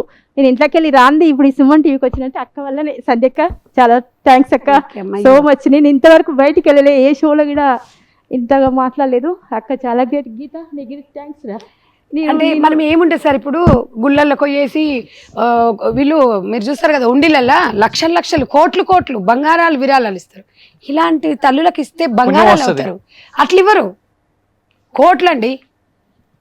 నేను అనేది అంటే నేను వాళ్ళు వరం, నేను తప్పనని కానీ ఇలాంటి వాళ్ళకి ఇస్తే దేవుడు మనకి మంచి లైఫ్ ఇస్తే. ఇప్పుడు ఇప్పుడు మీరు ఇంతమంది యాంకర్స్ ఉన్నారు సార్, ఇన్ని ఛానల్లో నేను వెళ్తా, ఎవరికి ఎందుకు రాలేని ఆలోచన మీకు ఎందుకు వచ్చాడు? మీలో మేము చాలాసార్లు చూసాం. మా వాళ్ళు రోషన్ అన్న అంటే సుమన్ టీవీ అంటారు. అంటే ఎన్ని షోస్ చూస్తే షకిల్ అప్పుడు ఆమెది మనము పాకీజా గారు అసలు అది ఆ రోజు ప్రతి ఒక్క మహిళ గుండె, నేను కూడా ఏడ్చాను సార్ ఆ అమ్మాయిని చూసినప్పుడు. రోషన్ తమ్ముడు అని మీకు చెప్పింది చూడండి, అది సార్. అది మీరు నిజంగా మీ కుటుంబానికి మేము మైండ్ చెప్పాలి. నిజంగా మీ ఫ్యామిలీ, మీ అమ్మకి చెప్పాలి సార్, మీ ఫాదర్కి, మీ అమ్మకి. నిజంగా మీ ఇలాంటి కొడుకుని కన్నందుకు నిజంగా మాకైతే వెరీ హ్యాపీ. ఇలాంటి సమాజానికి ఇంత మంచి కొడుకుని ఇచ్చిందని. చాలా మంది లేదు సార్, చాలా మంది జర్నలిస్టులు అంటే వాళ్ళ కుటుంబం కోసం వాళ్ళ కోసం చూస్తారు కానీ ఇట్లా 10 మంది గురించి ఆలోచించే వాళ్ళు చాలా రేర్గా ఉంటారు. మేము పొగడడం అని కాదు, మేము ఎన్ని ఎపిసోడ్లు చూస్తే అబ్జర్వేషన్ చేసినాం. మీరు ఎప్పుడున్న బాధలు ఉన్న వాళ్ళ దగ్గరికి వెళ్తారు, వాళ్ళలో ఏం కావాలని కోరుకుంటారు. మీరు మామూలుగా మీరు ఆన్ రికార్డ్ కాదు, మీరు ఆఫ్లైన్లో కూడా మీరు చాలా బాగా మాట్లాడతారు. అది అందరికీ ఉండదు, మిమ్మల్ని మేము ఆదర్శంగా తీసుకోవాలి. సమాజం మనకు చాలా ఇచ్చింది, అంతే ఇంత ప్రేమ ఇచ్చింది, మనం సమాజానికి తిరిగి ఇవ్వాల్సింది ఏం లేదండి. ఇలాంటి వాళ్ళని బయటికి తీసుకురావాలి, వీళ్ళకి ఒక జీవన ఉపాధి. వీళ్ళేం కోట్లు లక్షలు కోరుకోవట్లేదు, చూసే అందరూ కూడా. ఏమేదో నానా తిప్పలు పడి కుటుంబిషన్లు ఇప్పించింది, నేర్పించింది. వీళ్ళకి కుటుంబిషన్ ఉంటే వీళ్ళకి జీవితం కొనసాగుతుంది. మాట్లాడదాం అమ్మా మీ అంటే ఈ షోలోకి వచ్చే అన్ని మహిళల నియోజకవర్గాల ఎమ్మెల్యేలతో కూడా మనం మాట్లాడదాం. మీ ఆధార్ కార్డ్స్ తీసుకొని నియోజకవర్గానికి వస్తాను, నేను పర్సనల్ గా రిక్వెస్ట్ చేస్తాను. డిమాండ్ కాదు, రిక్వెస్ట్ చేస్తాము. రిక్వెస్ట్ చేసి ఎవరిని డిమాండ్ చేసేది లేదు, మనం ఎవరి మీద ఫిర్యాదు లేదు. డిమాండ్లు ఫిర్యాదులకు పని అవదండి, ఉండదు. అడిగి చేపించుకో, అడగడము, మాకు ఇది ఇవ్వండి అని అడగడం. కాబట్టి ఎవరిని ఇందులో మన కర్మకి ఎవరు బాధ్యులు కాదు, అంతే. ఫైనల్ అమ్మా ఏంటమ్మా నా పెళ్ళి 13 సంవత్సరాలు అవుతుంది సార్, 14 సంవత్సరాలు అవుతుంది. మా ఆయన నాకు 8 సంవత్సరాలకు మా పాప పుట్టింది, 8 సంవత్సరాలకు అందింది. మా ఆయన చనిపోయింది సార్, 2 సంవత్సరాలు అవుతుంది చనిపోయి. నా పాప చిన్నగా ఉంది సార్, నాకు ఏదన్నా ఆధారం చేయాలి. మీరు కుటుంబిషన్ నేర్చుకున్నాను సార్, మదర్ ఫౌండేషన్ నేర్చుకున్నాను. సో సంధ్యారెడ్డి గారు ఏం చెప్తారు? లాస్ట్ అండ్ ఫైనల్ కన్క్లూడ్ చేద్దాం. ఒక్కటే ఏం చేద్దాం ఈ ఫస్ట్ ఎపిసోడ్ కాబట్టి? ఫస్ట్ ఎపిసోడ్ లో వీళ్ళకి ఫస్ట్ ఒక కుట్టు మిషన్ ఇప్పియండి, సెకండ్ పెన్షన్స్, తర్వాత ఇప్పుడు ముద్రా లోన్స్ అని వస్తున్నాయి. ఓకే, ఆ ముద్రా లోన్స్ దానికి ఏం గ్యారంటీ అడగరు. వీళ్ళకి ముద్రా లోన్ ఇస్తే ఇప్పుడు వీళ్ళు అన్నట్టుగా ఇప్పుడు ఈమె మగ్గం పెట్టుకోవడము, ఇంకా వాళ్ళకు షాప్ పెట్టుకోవడము, అట్లా మీరు ఒకటేసారి ఒక 100-200 మంది ఒంటరి మహిళలు అయితే నియోజకవర్గాల వారిగా మనం మాట్లాడినాం అనుకోండి, కొన్ని జీవితాలను వెలుగు చూపించినట్టు అవుతుంది అనేది అదొకటి. మీరు ఒక టైం డిసైడ్ చేయండి, అందరి డాక్యుమెంట్స్ తీసుకోండి, ఆ నియోజకవర్గం ఒకసారి పెట్టేసి వచ్చేసి వాళ్ళ నాయకులను కలిసేసి అది చేయండి. మనము అట్లా పెడదాం సార్, అట్లా పెట్టండి. మీకు అసలు ఇంకా మామూలుగా మాట్లాడేసి అందరితో ఎంతవరకు అయితే వాళ్ళకి పాసిబుల్ ఉంటుంది, ఏం షూరిటీ అడుగుతారు అసలు, అవన్నీ కూడా మాట్లాడదాం ఒకసారి. సో ఈ ఓవరాల్ గా అయితే ఒకటే చెప్పదలుచుకుంటున్నాను, జీవిత వేదిక అంటే వాళ్ళకు ఒక మంచి జీవితాన్ని ఇవ్వటం కోసం ఈ వేదిక మేము ఈ ప్లాట్ఫామ్ ని క్రియేట్ చేసాం. సో చాలా మందికి ప్రాబ్లమ్స్ ఉంటాయి, అందరు ప్రాబ్లమ్స్ మనం సాల్వ్ చేయలేము, మనమేమో దేవుళ్ళం కాదు, సో అందరితో అందరూ అతీతమేం కాదు. సో మనిషికి సహాయం చేసుకుంటే ఇంకొక మనిషి జీవితం బాగుపడుతుంది, జీవితాంతం మనల్ని అనుకుంటారని భావించే మైండ్ సెట్ నాది.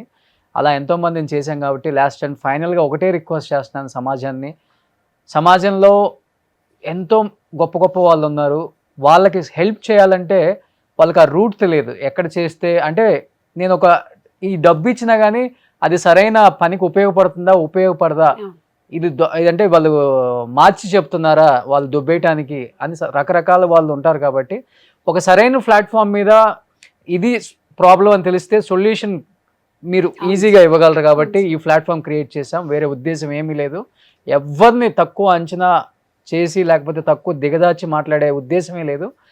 ఒంటరి మహిళలకి ఒక భరోసా, ఒంటరి మహిళ అంటే ఈ సమాజానికి ఒక ఆదర్శం, ఒంటరి మహిళ అంటే ఆ కుటుంబానికి ఒక బ్యాక్ బోన్.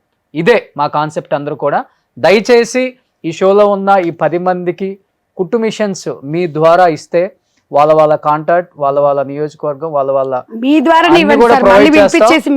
చెప్పినా కానీ వాళ్ళకి మనం ప్రొవైడ్ చేస్తాం. వాళ్ళకి ఒక మంచి జీవితాన్ని ఇవ్వండి, ఇంతకు మించి నేను కోరుకునేది ఏం లేదు ఈ జీవిత వేదిక షో ద్వారా. So thank you so much Sandhya Reddy గారు వన్స్ అగైన్. అమ్మ అందరికీ థ్యాంక్స్ అమ్మ వచ్చినందుకు, అందరికీ థ్యాంక్ యూ. మీ జీవితాలు చాలా బాగుంటాయి.